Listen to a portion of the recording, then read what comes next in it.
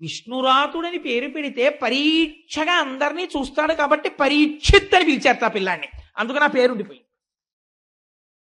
పెదనాన్నగారు పెట్టిందోటి, తను గెలుచుకున్నది ఒకటి, బిరుదునామం ఉండిపోయింది. మనిషి సాధించవలసిన ప్రజ్ఞ ఎటువంటిదో, దేని చేత గొప్పవాడైపోతాడో నేర్పుతుంది మనకు భాగవతం. అందుకని పరీక్షిత్ అయ్యాడు. అటువంటి పరీక్షిత్ చాలా ఆశ్చర్యకరంగా ఆ పిల్లవాడు పుట్టగానే ధర్మరాజు గారు అక్కడ ఉండేటటువంటి జ్యోతిష్కుల్ని పిలిపించాడు. ఈ పిల్లవాడి యొక్క జాతకం ఎలా ఉంటుంది చెప్పండి అన్నాడు. వాళ్ళు ఆ పిల్లవాడి జాతకం చూసి చెప్పారు, రామచంద్రమూర్తి వంశానికి మొట్టమొదటి వాడైన ఇక్ష్వాకు ఎలా పరిపాలించాడో అలా పరిపాలిస్తాడు. శిబి చక్రవర్తి ఎటువంటి దానాలు చేశాడో అటువంటి దానాలు చేస్తాడు.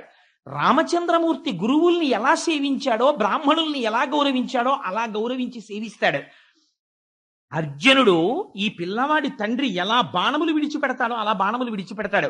కార్తవీర్యార్జునుడు 1000 చేతులతో ధనస్సులు పట్టుకుని బాణాలు వదిలితే ఎలా ఉంటుందో అటువంటి యుద్ధ నైపుణ్యంతో ఉంటాడు. సముద్రము ఎంత లోతుగా ఉంటుందో అంత గంభీరమైన హృదయము కలిగిన వాడై ఉంటాడు. సింహము ఎటువంటి పరాక్రమముతో ఉంటుందో అటువంటి పరాక్రమముతో ఉంటాడు.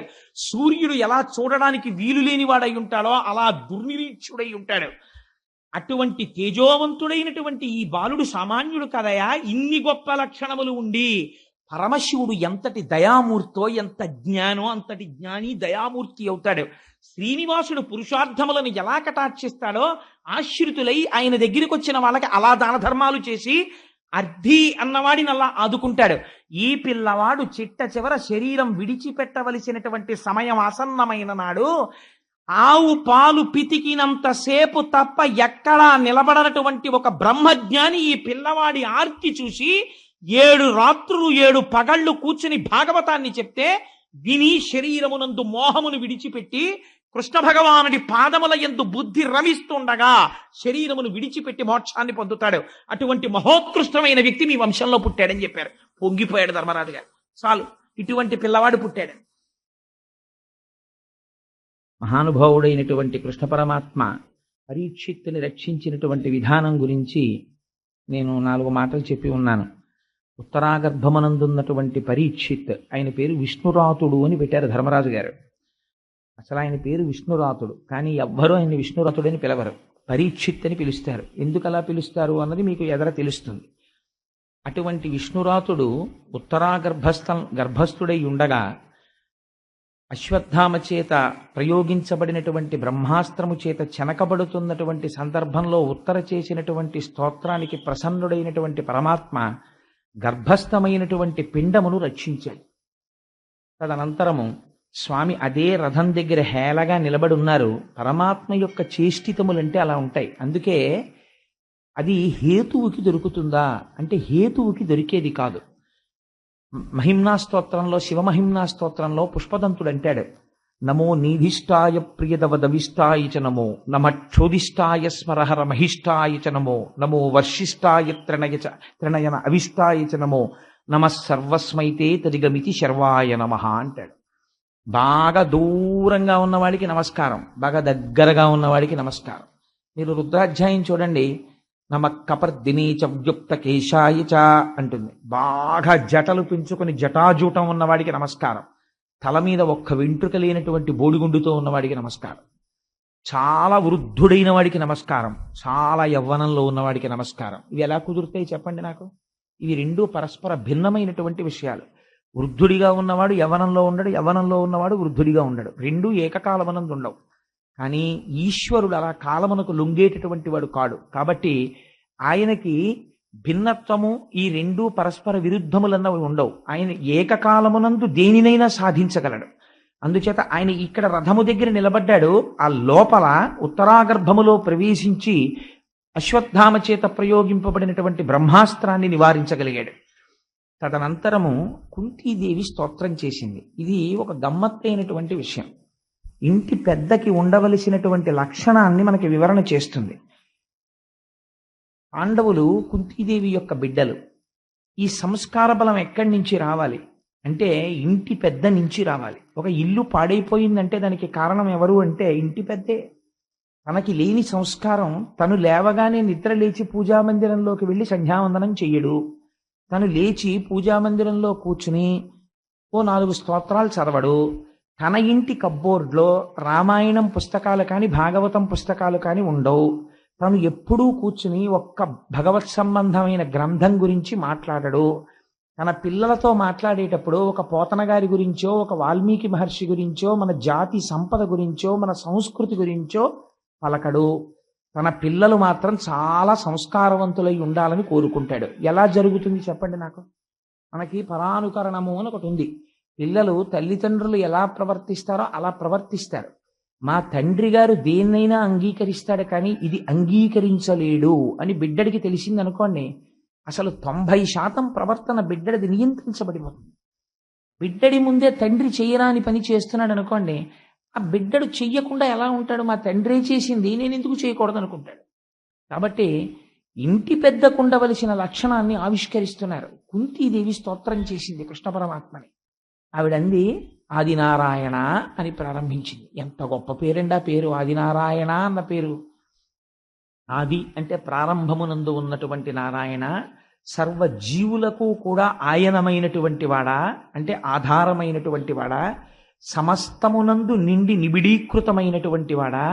స్వామి, నీవు అంతటా ఉంటావు, కానీ గమ్మత్తు ఏమిటంటే అంతటా ఉన్నటువంటి నీవు మాంసనేత్రమునకు కనపడవు. మరి ఏది కనపడుతుంది? నామరూపాత్మకమైనటువంటి జగత్తు కనపడుతుంది. నామరూపాత్మకమైనటువంటి జగత్ దేని చేత కనపడుతుంది? ఇంద్రియముల చేత కనపడుతుంది. కంటి చేత చూడబడుతోంది, చెవి చేత వినబడుతోంది, స్పర్శేంద్రియము చేత స్పృశింపబడి స్పర్శ జ్ఞానము తెలుసుకుంటోంది. వీటికి ఈ శక్తి తనంత దానుగా అమరినదా? మీరు ఒకసారి ఆలోచించండి. కన్ను ఉన్నవాడు ఉంటాడు ఒక ఆయన, కానీ ఆ కన్ను కనపడదు. చెవి ఉన్నవాడు ఉంటాడు, కానీ వినపడదు. మామూలుగా చూస్తే మీరు ఒక చెవిటివారిని చూశారనుకోండి, అంటే నేను ఎవరిని విమర్శించడానికి అంటలేదు ఈ మాట. చెవిటివారికి చెవి ఉండకుండా ఉండదు, వారికి చెవి ఉంటుంది, కానీ చెవికి వినికిడి శక్తి ఉండదు. అంధుడైనటువంటి వాడికి కన్నులు లేకుండా ఉండాలనేం లేవు, కన్నులు ఉంటాయి, కానీ కన్నుకి చూసే శక్తి ఉండదు. కంటికి చూసే శక్తిగా ఉన్నవాడెవరు? పరమాత్మ. చెవికి వినబడే శక్తిగా ఉన్నవాడెవరు? పరమాత్మ. ఇది నువ్వు గుర్తించగలిగితే హృషీకేశుడు అని పిలుస్తారాయన్ని. ఎక్కడున్నాడండి పరమాత్మ ఇప్పుడు? ఇక్కడే. నా కన్ను మిమ్మల్ని అందరినీ చూడగలుగుతోందంటే ఈశ్వర శక్తి ఈ కంటిలో ఉంది. నేను చెప్పిన మాటలు మీ అందరూ వినగలుగుతున్నారు అంటే ఈశ్వరుడు మీ చెవి ఎందున్నాడు. కాబట్టి ఎక్కడున్నాడు? నువ్వు హృషీకేశుడవై ఉన్నావు. ఇది స్తోత్రం అంటే. స్తోత్రం అంటే ఏదో పుస్తకం పట్టుకుని చదవడం కాదు. ఈశ్వరుడు యొక్క తత్వమును గుర్తించి పరవశించి అనకుండా ఉండలేక అనగలగడాన్ని స్తోత్రం అంటారు. స్తుతి చెయ్యడం. ఎంత అందంగా మాట్లాడుతోందో చూడండి. కానీ స్వామి నువ్వు అధోక్షజుడవు అంది. అదేమిటి? హృషీకేశుడు అంటే ఇంద్రియములకు బలమునిచ్చేవాడు. ఆయనే బలాన్ని ఇస్తున్నాడు. ఆయన ఉండబట్టి కన్ను చూస్తోంది. కానీ ఎవరు శక్తినిస్తే కన్ను చూస్తోందో ఆ కన్ను వెనక్కి తిరిగి ఆయన్ని చూస్తుందా? చూడలేదు. చెవి ఆయన శక్తినిస్తే వింటోంది, వెనక్కి తిరిగి ఆయన యొక్క నామాన్ని లేదా ఆయనని చూడగలదా? చూడలేదు. స్పర్శేంద్రియము ఆయన ఇచ్చిన శక్తి చేత ఒకరు ముట్టుకుంటే తెలుస్తోంది ముట్టుకున్నారని, కానీ ఆయన యొక్క శక్తి ఇందులో ఉన్న ఆయనని స్పర్శేంద్రియము గ్రహించగలదా? గ్రహించలేకపోతోంది. ఇంద్రియములు నీ చేత భాషిస్తున్నాయి, కానీ ఇంద్రియములు నిన్ను మాత్రం కనుక్కోలేకపోతున్నాయి. ఎంత గమ్మత్తుగా అమరిక పెట్టేశావయ్యా! పటకార మన చేత్తో పట్టుకుంటాం, కానీ పటకార ఎప్పుడైనా చేతిని పట్టుకుంటుందా? ఎప్పుడూ పట్టుకోలేదు. ఎప్పుడైనా పట్టుకుంటే గిన్నెని పటకారతో పట్టుకుని దింపుతున్నారు మీరు, కానీ పటకారని తనంత తాను గిన్నె పట్టుకుని వేడిపాల గిన్నెని దింపు అని మీరు అనండి. పటకార వెళ్ళి పట్టుకు దింపుతుందా? దింపదు. ఏది పట్టుకోవాలి? మీ చెయ్యే పట్టుకోవాలి. పటకారని ఎంత విప్పాలో అంత విప్పి ఆ గిన్నె అంచుని పట్టుకుని గట్టిగా పట్టుకుని పాలగిన్నెని కింద పెట్టేంత వరకు పటకారతో ఉంచి మళ్ళీ విప్పి తీసి పటకారని పక్కన పెట్టేస్తున్నారు. కాబట్టి పటకార యందు వేడి పాలగిన్నెని పట్టుకోగలిగినటువంటి శక్తి ఎక్కడి నుంచి వెళ్ళింది? చేతిలోంచి వెళ్ళింది. చేతిలోంచి వెళ్ళి పటకారని పట్టుకుని పటకార ద్వారా గిన్నెని పట్టుకుంటోంది. కానీ ఈ పటకార తిరిగి ఎప్పుడైనా సరే జీవితంలో చేతిని పట్టుకోగలదా? ఎప్పటికీ పట్టుకోలేదు. ఇంద్రియములు ఈశ్వరుడు యొక్క శక్తితో ఇంద్రియం లోకాన్ని చూస్తుంది, కానీ ఇంద్రియము మాత్రం వెనక్కి తిరిగి ఈశ్వరుణ్ణి చూడలేదు. ఇది అలా చూడకుండా ఉండేటటువంటి అమరిక ఇంద్రియముల యందు ఈశ్వరుడు పెట్టేశాడు. అందుకని వీటికి ఏం తెలుసు ఇంద్రియాలకి, ఇది అర్థమైపోయి ఇదండి స్తోత్రం అంటే. కాబట్టి ఇవి ఎక్కడ తిరగగలవు? బయట మాత్రమే తిరగగలవు. ఇవి లోపలికి వెళ్ళగలవా? ఇవి లోపలికి వెళ్ళవు. కాబట్టి ఇవి ఏం చెయ్యాలి? ఈశ్వర దర్శనాన్ని అపేక్షించిన వాడు వాటిని నిరోధించాలంతే. ఈశ్వర దర్శనం కోరినవాడు కన్నులు మూస్తాడు. ఎందుకని? ఇంకా నామరూపాత్మకమైన జగత్తుని చూడడం ఆపాలి. చెవిని వినకుండా వెనక్కి తీసేసుకుంటాడు, వినికిడి శక్తిని. ఏదో శబ్దం అవుతుంది, గ్రహించడు. అంటే మరి ఎక్కడ పెట్టాలి ఇప్పుడు ఆ వెనక్కి తీసేసిన శక్తుల్ని? మనస్సులో పెట్టేస్తాడు తీసుకెళ్ళి. ఇప్పుడు ఈ శక్తులన్నీ మనస్సులో పెట్టాడు, మరి మనస్సును ఎక్కడ పెట్టాలి? ప్రయత్నపూర్వకంగా ధ్యానంలో పట్టుకెళ్ళి భగవంతుడి ముందు పెడతాడు. పెట్టడానికి ఇప్పుడు భగవంతుడు ఎక్కడ కనపడతాడు? కళ్ళు మూస్తే జ్ఞాననేత్రంతో చూస్తాడు. అందుకని జ్ఞాననేత్రం ఇక్కడ ఉంటుంది. ఇక్కడ ఆ మనస్సుకు సంబంధించినటువంటి ఆజ్ఞాచక్రం ఉంటుంది. అందుకని అక్కడ కుంకుమ ధరిస్తారు. ఆజ్ఞాచక్రమునందు ధ్యానమునందు దృష్టిని నిలిపి తాను పూర్వం ప్రార్థనా శ్లోకంలో ఏ మూర్తిని ధ్యానం చేశాడో ఆ ధ్యానమును అనుసరించి ఆ మూర్తి దర్శనము చేస్తాడు. ఒక గాయత్రి చేస్తారు. ముక్తా విద్రుమహేమలీలధవళఛాయైర్ముఖై స్త్రీక్షణై యుక్తామిందు నిబద్ధరత్నమకుటాం తత్వార్థవర్ణాత్మికాం గాయత్రీం వరదాం అని ఆ శ్లోకం చెప్పేసిన తర్వాత అటువంటి రూపాన్ని వెంటనే ఇక్కడ చిత్రించుకుంటాడు. ఇలా కళ్ళు మూసేస్తాడు, ఇంకా చెవిని విననివ్వడు. ఇప్పుడు ఈ మనస్సు ఎక్కడ పెట్టేశాడు? ఎర్రటి అమ్మవారి పాదాలు, ఆవిడ కట్టుకున్న ఎర్రటి చీర, ఆ చీర కుర్చీళ్లు జీరాడుతుంటే అమ్మవారి పాదాలకు ఉన్నటువంటి కంకణములు, దాని మీద పెట్టినటువంటి తామర పువ్వులు, తన తల తీసుకెళ్లి అమ్మవారి పాదాల మీద పెట్టి అమ్మవారి చల్లటి పాదాలు తన లలాటమునకు తగులుతుంటే ఆ స్పర్శ సుఖాన్ని, అమ్మవారి పాదములు తన తలకి తగిలినటువంటి అనుభూతితో ఆనందపడిపోతూ కూర్చుంటాడు. నిజంగా బాహ్యమునందు తల తగిలిందా? తగలలేదు. కానీ ఇప్పుడు ఆయన అనుభూతి మాత్రం ఏమిటి? అమ్మవారి పాదస్పర్శను అనుభవిస్తున్నాడు. ఇది శంకరాచార్యుల వారు సౌందర్యలహరిలో చెప్తారు. కథాకాళీ మాత కదయ కలితాలక్తకరసం పిబేయం విద్యార్థి తవ చరణ నిర్ణేజన జలం. విద్యార్థి అన్నమాట వేశారు శంకరాచార్యుల వారు. అమ్మ నేను ఇప్పుడు తాగుతానమ్మా నీ కాళ్ళు కడిగిన నీళ్లు అన్నారు. అమ్మ కాళ్ళు కడిగిన నీళ్లు మీకు ఎలా దొరుకుతాయి? అమ్మవారి కాళ్ళు దొరికితే. అమ్మవారు మీ ఇంటికి వచ్చి పళ్ళెంలో కాళ్ళు పెట్టడం కాదు, మీరు ఎలా కడగాలి? మీరు ఇక్కడ ధ్యానమునందు కూర్చుంటే అమ్మవారి పాదములు ఎలా ఉంటాయో చిటికిన వేలు దగ్గర నుంచి మీకు వచ్చేయాలి. అలా ఎలా ధ్యానం చెయ్యాలో, ధ్యానయోగం ఎలా ఉంటుందో కపిలుడు నేర్పుతాడు సాంఖ్యంలో. ఇంకొక 3-4 రోజుల్లో వచ్చేస్తుంది.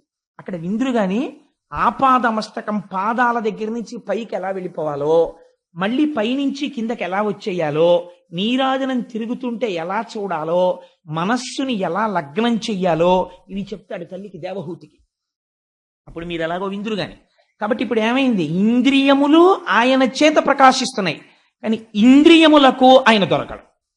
ఇది ఎంత గమ్మత్తండి అసలు. ఆ కోణంలో మనం ఎప్పుడైనా ఆలోచించి ఈశ్వరుడి దగ్గరికి వెళ్ళి, మీకు పెద్ద సంస్కృతంలో పద్యమే చెప్పక్కర్లేదు, శ్లోకమే చెప్పక్కర్లేదు, ఈశ్వర ఏం అమరికయా నిజంగా, దీనితో బయటికి చూడగలను, కానీ చూడగలిగిన శక్తి దీని యందు ఎవరిచ్చాడో వాడిని ఇది చూడలేదు, వెనక్కి తిరిగి ఆ శక్తిని ఇది దర్శనం చేయలేదు. ఏం ఆశ్చర్యం! ఆ శక్తి ప్రసరణం జరిగేటటువంటి ఒక పనిముట్టంతేది. నానాఛిద్రఘటోదర స్థిత మహాదీప ప్రభాభాస్వరం జ్ఞానం యస్యతు చక్షురాదికరణ ద్వారా బహిస్పందతే జానామీతి తమేవ భాంతమనుభాచ్యే తత్సమస్తం జగత్. ఎక్కడ వెతుకుతారండి ఈశ్వరుణ్ణి? ఇక్కడ దర్శనం అవుతున్నాడు. అంతర్ముఖ సమారాధ్య బహిర్ముఖ సుదుర్లభ. దక్షిణామూర్తి స్తోత్రంలో శంకర భగవత్పాదులు అంటారు, 9 కన్నములు ఉన్నటువంటి ఒక కుండ దగ్గరికి తీసుకొచ్చి ఒక దీపం వెలిగించి ఆ కుండని బోర్లించి లైట్లు ఆర్పేశారనుకోండి. నేను ఒకసారి ఎక్కడ ఉపన్యాసం చెప్పాను మధ్య పశ్చిమ గోదావరి జిల్లాలో. ఎన్ఎఫ్సిఎల్ లో ఉన్న ఒక డెప్యూటీ మేనేజర్ పర్సనల్ గారే అనుకుంటాను, ఇఫ్ ఐఎమ్ కరెక్ట్. వాళ్ళ ఊరు రమ్మంటే మా మూర్తి గారు తీసుకెళ్తే వెళ్ళాను. వాళ్ళు నాకు వారే అనుకుంటాను, బహుశా గుర్తుంటే, ఒక వెంకటేశ్వరుని బహూకరించారు. నేను దాన్ని తీసుకొచ్చి అధాలాపంగా ఒక కప్బోర్డు మీద పెట్టాను. పెట్టి ఆ రోజు రాత్రి ఏదో అవసరం కోసం అని చెప్పి బెడ్రూమ్ లోంచి బయటికి వచ్చి, ఏమిటి ఇంత వెలుతురుగా ఉంది ఏమిటి గది అని పైకి ఇలా చూశాను ఎక్కడి నుంచి వస్తుందో. అంత నిద్రమత్తులో బయటికి వస్తున్న వాడిని ఉలిక్కి పడ్డాను. ఎందుచేత? ఇలా పెట్టినటువంటి కటిహస్తం వరదహస్తంలో ఉన్నటువంటి రేఖల దగ్గర నుంచి పాదములకు చిటికిని వేలుకున్నటువంటి గోరు వరకు గాఢాంధకారంలో మెరిసిపోతోంది ఆ మూర్తి. అది రాత్రి వేళ అలా వెలుగుతుంది. దానికి ఆ లక్షణం ఉంది. అది ఇప్పటికీ ఉంది మా ఇంట్లో కబోర్డ్లో. రాత్రి ఇప్పుడంటే అలవాటు పడిపోయాను కాబట్టి అలా ఉలిక్కి పడినాం. ఆ హాల్లోకి వస్తే ఎంత చీకటి ఎక్కువైపోతే ఆయన అంత ప్రకాశం చేస్తుంటాడు. ఇప్పుడు ఆయనకి తోడు ఇంకో ఆయన కూడా వచ్చాడు, వినాయకుడిని ఇచ్చారు ఎవరో, ఆయన అలాగే ప్రకాశిస్తుంటాడు. ఇప్పుడు ఆ హాల్ ఏమైపోతుందంటే రాను రాను రాత్రి లైట్లన్నీ ఆర్పేస్తే వీళ్ళిద్దరి కాంతితో వెలిగిపోతుంది. కాబట్టి నేను ఈ మాట ఎందుకు చెప్పాను అంటే, నానాఛిద్రఘటోధరస్థిత మహాదీప ప్రభాభాస్వరం. మీరు చూదురుగానిలేండి అమ్మ, కంగారు పడకండి. ఒక 9 కన్నాలు ఉన్నటువంటి కుండలో దీపం పెట్టి ఆ కుండ బోర్లించారనుకోండి, ఈ దీపము యొక్క కాంతి చీకట్లో 9 కన్నాల్లోంచి బయటికి కొడుతుంది. ఫోకస్ కింద కొట్టినట్టే ఇక్కడుంది దీపం. ఆ దీపపు కాంతి వాడు ఈశ్వరుడు. ఇక్కడున్నాడు నీవారస్సు కవత్తన్ వీపీతాభాస్వత్యనూపమా. దాని కాంతి ఊర్ధ్వమూలమధశాయి, పైకి కిందకి ఆ ఫోకస్ కొడుతోంది. అది కొడుతోంది కంట్లోకి, కన్ను చూస్తోంది. అది కొడుతోంది చెవులోకి, వింటోంది. అది స్పర్శేంద్రియంలోకి వస్తోంది, అరికాల దగ్గర నుంచి మెదడు వరకు అన్ని ముట్టుకుంటే చెప్తున్నాయి ముట్టుకున్నాడు ముట్టుకున్నాడు ముట్టుకున్నాడని. ఆయన యొక్క భాష అక్కడి నుంచి వస్తోంది జ్ఞానం. ఆ దీపం ఆరిపోయింది అనుకోండి, కుండ చీకటైపోతుంది. కుండ వెలుగుతుందా? వెలగదు. కుండ కన్నాలు వెలుగుతాయా? వెలగవు. కుండలోనున్న ప్రమిద వెలుగుతుందా? వెలగదు. దీపపు కాంతి శిఖ ఉన్నదే, ఆ శిఖి ఆ జ్యోతిలోంచి వస్తోంది ఈ కాంతి అంతా. అందుకే దీపం ఉండగా ఇల్లు చక్క పెట్టుకో అంటారు మన వాళ్ళు. లోపల ఈ జ్యోతి ఉండగా నువ్వు మంచి పని చేయడం నేర్చుకో. ఎందుకు పెట్టామండి సత్యనారాయణ వ్రతాలు? ఏదో మెహర్బానీ కోసమో గొప్పతనం కోసమో కాదు. సత్యనారాయణ స్వామి వ్రతాలు చేయడంలో ఒక పొరపాటు చేస్తూ ఉంటారు. సత్యనారాయణ స్వామి వారి వ్రతంలో ప్రధానమైన అంగం ఏమిటో తెలుసా అండి? మంటపదానం చేసేయాలి. మొట్టమొదట స్కాందంలో ఒక కండిషన్ ఉంది. మీ శక్తికి లోటు చెయ్యకుండా మీరు సువర్ణమూర్తిని కానీ రాగి కానీ ఏదో ఒకటి పెట్టాలి. మనం ఎప్పుడు ఏం చేస్తామంటే, ఒక కలశపాత్ర పెట్టి ఒక సత్యనారాయణ స్వామి వారి ఫోటో తీసుకొచ్చి అక్కడ పెట్టి వ్రతం చేసేసి మంటప ప్రదానం చెయ్యమని ఆ బట్ట ఇలా ఎత్తమంటారు. ఆ తువ్వాలు ఎత్తి అందులో ఉన్న బియ్యము చెంబు ఆయనకి ఇచ్చేసి, ఇంకా కొంతమంది అయితే ఇంటికి వచ్చిన వాళ్ళు చూడాలని ఓ వెండి అష్టలక్ష్మి చెంబు పెడతారు. పెట్టి తువ్వాలు బియ్యం ఆయనకి ఇచ్చేస్తారు, అష్టలక్ష్మి చెంబు వీళ్ళు ఇంట్లో పెట్టేసుకుంటారు ఆ పూజ చేసిన మూర్తిని. నువ్వు మంటపంలో మూర్తిని పెట్టి పూజ చేసి మంటపం దానం చేసేసిన తర్వాత మంటపాంతర్గతంగా ఉన్నటువంటి మూర్తిని కూడా నువ్వు దానం చేసేసావు. నువ్వు మళ్ళీ దానం చేశానని చెప్పిన దాన్ని తెచ్చి ఇంట్లో పెట్టుకుంటే నువ్వు వెంటనే పొరపాటు చేసేసావా లేదా? నీకు ఎక్కడి నుంచి వస్తుంది వ్రత ఫలితం? అలాగే ఆ గ్రహాల్ని పిలుస్తాం. సత్యనారాయణ స్వామి వారికి చాలా గమ్మత్తైనటువంటి వ్రతం అండి.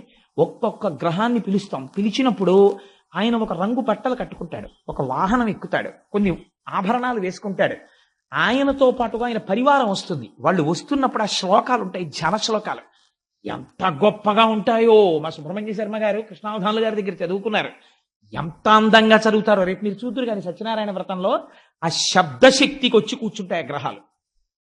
సాంగం సపరివారం సవాహనం వచ్చి కూర్చుంటారు. అప్పుడు మంటపంలో సత్యనారాయణుడు కూర్చుంటాడు. ఆఖరణ కథ చెప్తాడు. కథ మార్చడానికి వీల్లేదు. కథ ప్రారంభం దేంతో? ముందు బ్రాహ్మణుడు చేస్తాడు వ్రతాన్ని.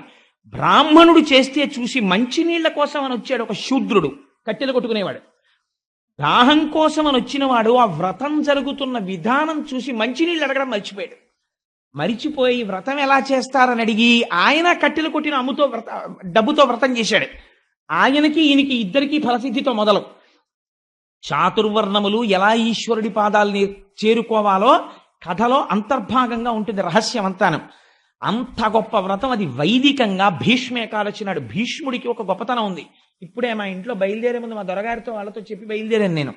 సాధారణంగా తల్లిదండ్రులు ఉన్న వాళ్ళు తర్పణలు ఇవ్వరు, కానీ భీష్ముడికి మాత్రం మనుష్యుడిగా పుట్టిన ప్రతివాడు భీష్మ ఏకాదశి నాడు తర్పణలు ఇవ్వాలి.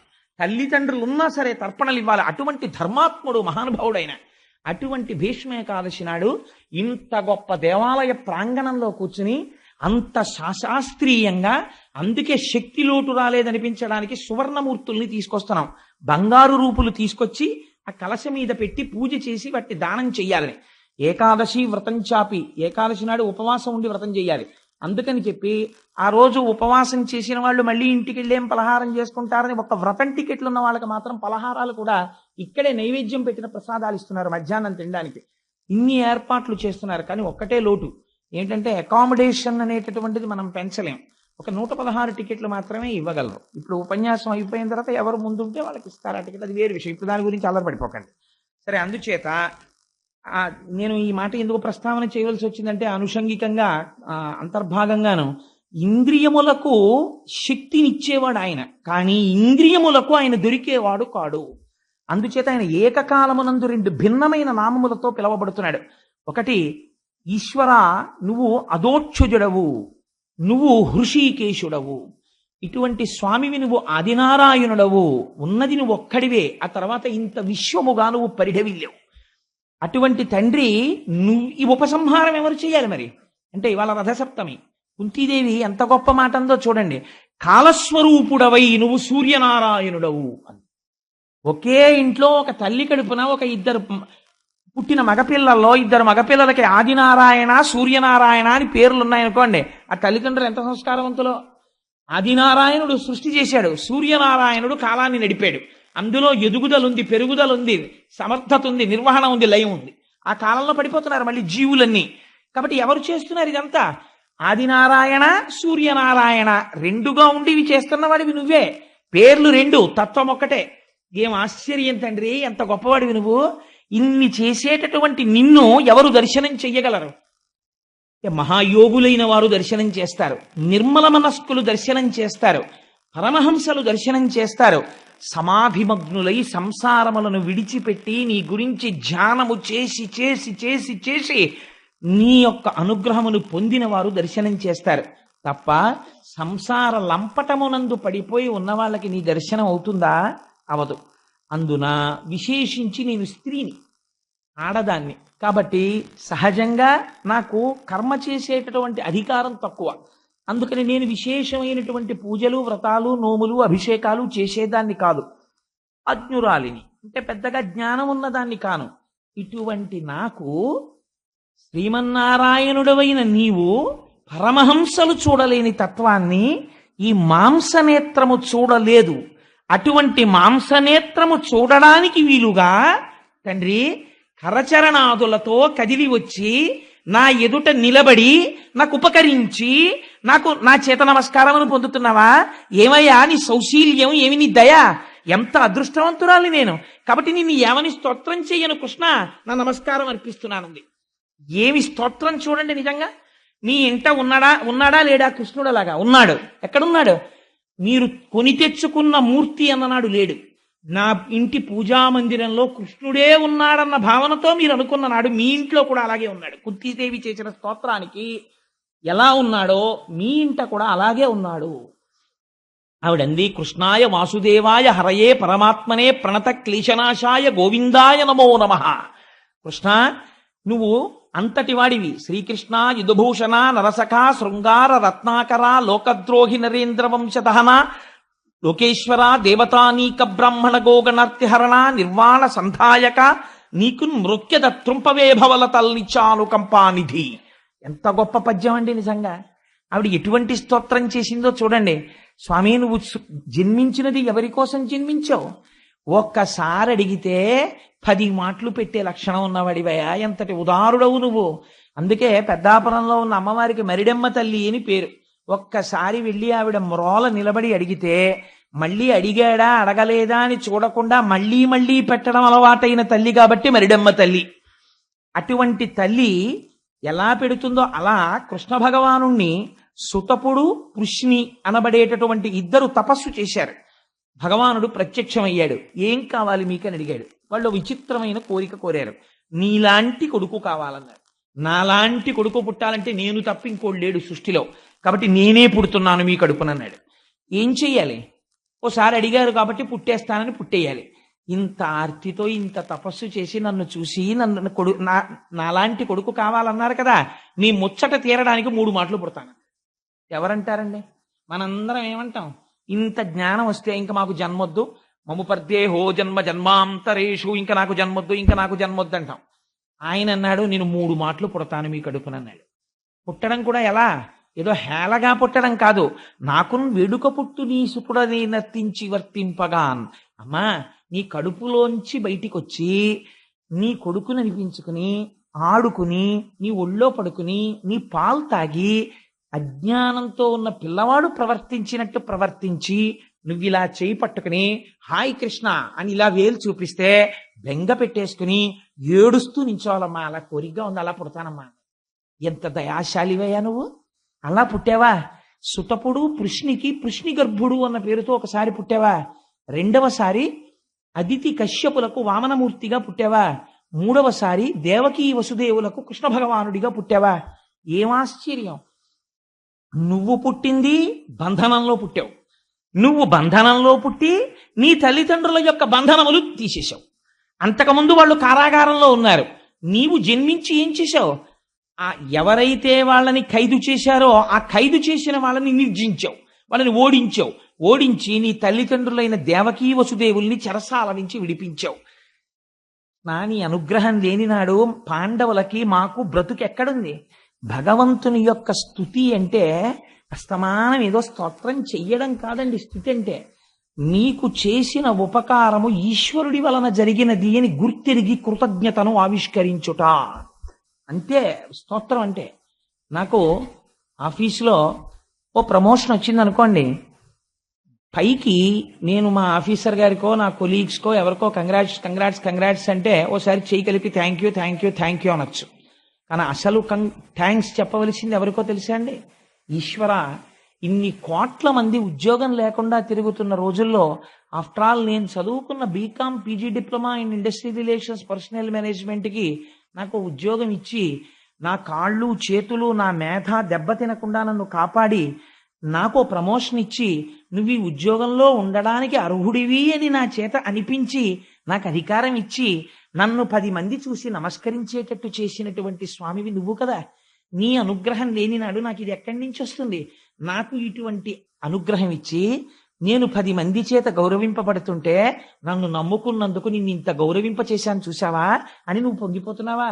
స్వామి, నీకు నా కృతజ్ఞతలు, నమస్కరిస్తున్నాను అని మీరు సంస్కృతంలో చెప్పక్కర్లేదు, మౌనంగా మనసుతో చెప్తే దానికి పొంగిపోతాడు ఆయన. ఇది చెప్తోంది కుంతీదేవి. ఆవిడంది, శ్రీకృష్ణ యదుభూషణ నరసఖ శృంగార రత్నాకర, స్వామి నువ్వు మాకెంతటి ఉపకారం చేశావయ్యా. ఒకానొక నాడు మొత్తం పాండవులందరినీ తీసుకెళ్లి నాతో సహా లక్క ఇంట్లో పెట్టి ఆ ఇల్లు అగ్నిహోత్రానికి సమిధగా పారేసి మమ్మల్ని నిర్జించాలని దుర్యోధనుడు ప్రణాళిక రచన చేశాడు. కానీ ఆనాడు మేము లక్క ఇంట్లో కాలిపోకుండా కాపాడినవాడు ఎవరు? నువ్వు. భీముడికి విషాన్నం పెట్టారు, నీటిలో తోసేశారు. ఆ భీముడు మరణించకుండా కాపాడినవాడి ఎవరు? నువ్వు. ద్రౌపదీదేవిని భర్తలు 5 ఎదురుగుండా చూస్తూ ఉండగా ఓడిపోయారు మీరు అనేటటువంటి మాట అడ్డుపెట్టి బోనులో పెట్టిన సింహాల్ని పెట్టినట్టు ధర్మం అనేటటువంటి పాశము చేత కట్టి కూర్చోపెట్టి అంతవంటి తేజోమూర్తులు అపర యమధర్మరాజు, అటువంటి ధర్మరాజు అక్కడ కూర్చునున్నాడు. గదాదండమును తిప్పితే అగ్నిహోత్రమును సృష్టించి కొన్ని వేల తలలు పగలగొట్టగలిగిన భీమసేనుడున్నాడు. గాంధీవమును చేతపట్టి 2 చేతులతో బాణాలు ప్రయోగించగలిగిన సర్వశస్త్రాస్త్ర సంపన్నుడైన అర్జునుడున్నాడు. అంత గొప్ప వీరులైన నకుల సహదేవులున్నారు. 5 పత్ని అయి మహాపతివ్రత అయిన ద్రౌపదిని నిండు సభలోకి ఈడ్చి దుశ్శాసనుడు బట్టలాగేస్తుంటే ఎవరు రక్షించగలిగారు? గోవిందా అని పిలిస్తే పరిగెత్తుకొచ్చి రక్షించిన వాడివి నువ్వు. లేనినాడు మా పాండవ వంశానికి మర్యాద ఎక్కడుంది? గౌరవం ఎక్కడుంది? స్వామి, నువ్వు మా వంశానికి రక్షకుడేవు. ఆనాడు అలా రక్షించావు. ఈనాడు పాండవ వంశం అంతరించిపోయింది. ఉత్తరాగర్భమునందున్నటువంటి పిండం మీద వేసేశాడు ఆ బ్రహ్మాస్త్రాన్ని. బయట నిలబడినటువంటి పాండవులకు తెలియదు బ్రహ్మాస్త్రం వచ్చి పడిపోయిందని. అటువంటి స్థితిలో ఉత్తరాగర్భంలోకి ప్రవేశించి మళ్ళీ మా వంశాన్ని నిలబెట్టావు. నువ్వు 1, 2 నువ్వు చేసిన ఉపకారాలు. నాకు అన్నిటికన్నా చాలా ఇష్టమైన విషయం ఏమిటో తెలుసా కృష్ణ? కుంతీదేవి స్తోత్రం చేస్తుందండి. ఎంత గొప్ప మాట అంది తల్లి. నిజంగా ఇంత గొప్పవాడివి, ఇన్ని చెయ్యగలిగిన వాడివి, ఇన్ని లీలలు చేసిన కృష్ణ, నిన్ను నేను అంత గొప్పవాడివని ఇలా చూడ్డం కన్నా నాకు ఏది ఇష్టమో తెలుసా? నీ లీలలన్నింటిలో ఏమీ తెలియని ఒక అమాయకురాలై గొల్ల పొడుచై పెరుగు చిలుక్కోవడం మాత్రమే అలవాటైనటువంటి ఒక గోపిక నేను నీ అమ్మని నిన్ను కట్టేస్తానని వెంట పడితే భయపడిపోయిన వాళ్ళ పరిగెత్తి ఆఖరికి అమ్మ పమిట జారిపోతుంటే, పువ్వులు రాలిపోతుంటే, కొప్పు విడిపోతే, అయ్యో పాపం మా అమ్మ నన్ను పట్టుకోవడానికి పరిగెత్తి పరిగెత్తి అలిసిపోయిందని అమ్మ మీద దాక్షిణ్యంతో దొరికిపోతే, లక్ష్మీదేవి కౌగిటికి దొరకని వాడివి, సనక సనందనాది మహర్షులకు దొరకని వాడివి, వేదములకు దొరకని వాడివి, ఋషులకు దొరకని వాడివి, ఒక అబల చేతికి చిక్కితే సాక్షాత్తు పరబ్రహ్మమును నేను పట్టుకున్నానని తెలియక మోకాళ్ళ మీద కూర్చుని ఎడంచేత్తో ఇలా చేయి పట్టుకుని ఇలా చూపుడు వేలు చూపించి కట్టేస్తాను కృష్ణ, కొట్టేస్తాను కృష్ణ అంటుంటే, నీ డొక్కలు ఎగిసి పడిపోతుంటే, కళ్ళల్లోంచి ఇలా నీళ్లు కారిపోతుంటే, ఇలా చెయ్యి పెట్టి నలిపేస్తుంటే, అరిచెయ్యి నలుపు, బుగ్గలు నలుపు, కళ్ళు నలుపు, బుగ్గలు ఎరుపెక్కిపోయి ఇలా ఇలా ఇలా ఒదిగిపోయి భయంతో అమ్మా నన్ను కొట్టకే, అమ్మా నన్ను కొట్టకే అని ఆ రోజున నువ్వు భయపడిపోయినటువంటి లీల నా కళ్ళల్లో ఉంది కృష్ణ. ఎంత లీల చేశావయ్యా ఆ రోజున, నువ్వు నటించిన భయం చూసి భయానికి భయం వేసింది అని కుంతీదేవి. అది నా మనస్సులో ఉండిపోయిందండి. అందుకే ఆవిడ కర్మబంధములు తెగిపోయాయి. ఉలూకల బంధన వృత్తాంతం ఎవరు వింటారో వాళ్ళ కర్మపాశములు తెగిపోతాయి. దశమస్కంధంలో వస్తుంది ఉలూకల బంధన వృత్తాంతం. అటువంటి మూర్తివి నువ్వు నా కన్నులలో ఉండిపోయావు కృష్ణ. నాదొక్క కోరిక, యాదవులందు పాండు సుతులందు నధీశ్వర నాకు మోహ విచ్ఛేదము చేయుమయ్య. ఘనసింధువు చేరిడి గంగభంగి నీపాద సరోజ చింతనముపై అనిశంబు మదీయ బుద్ధి అచ్చాదర వృత్తితో గదియగనట్లు చేయగదయ్య ఈశ్వర. ఎంత గొప్ప మాట అడిగిందండి. ఇది అడగవలసినటువంటి స్థుతి, ఇది అడగవలసినటువంటి ప్రార్థన.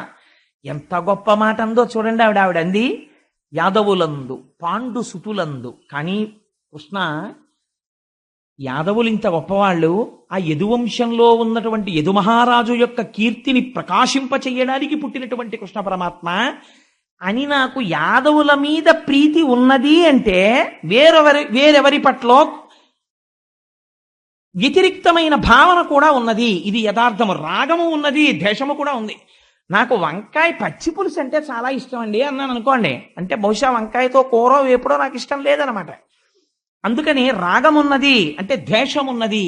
నాకు యాదవులంటే చాలా ఇష్టం, కృష్ణుడు ఉన్నాడు కాబట్టి. అంటే నాకు ఎవరో అంటే ద్వేషం, అంటే నాకు ఇంకా అంతటా బ్రహ్మము కనపట్టలేదు, అంతటా నాకు కృష్ణుడు కనపట్టలేదు. ఎక్కడో ఒక చోటే కృష్ణుడు కనపడుతున్నాడు. నా భక్తి ఇంకా పండలేదు కృష్ణ. అందుకని యాదవులందు పాండుసుతులందు నాకు మోహ విచ్ఛేదము చేయుమయ్యా. ఎవరు అడుగుతారండి? పరీక్షిత్ ఆ తరువాతి తరం వచ్చేస్తోంది, మనవడు పుట్టేస్తున్నాడు. ఇంకా మనవడు పుట్టేసే ముందు ఎలాంటి మాట అడగాలో ఆ మాట అడుగుతోంది ఇవాళ కుంతీదేవి. పాండుసుతులందు, పాండురాజు యొక్క కుమారులైనటువంటి ఈ పంచపాండవులయందు నాకు మోహ విచ్ఛేదము చేయుమయ్యా. ఎంత బ్రతికినా ఎన్నేళ్లున్నా ఇంకా నా కొడుకు ఏమైపోతాడో, ఆ కొడుక్కి కొడుకు పుట్టేసినా ఇంకా వాడిని నేను చూడాలి, వీడిని నేను చూడాలి, వాడికి సంపాదించాలి, వీడికి సంపాదించాలి. ఎంత వీర్రాశ!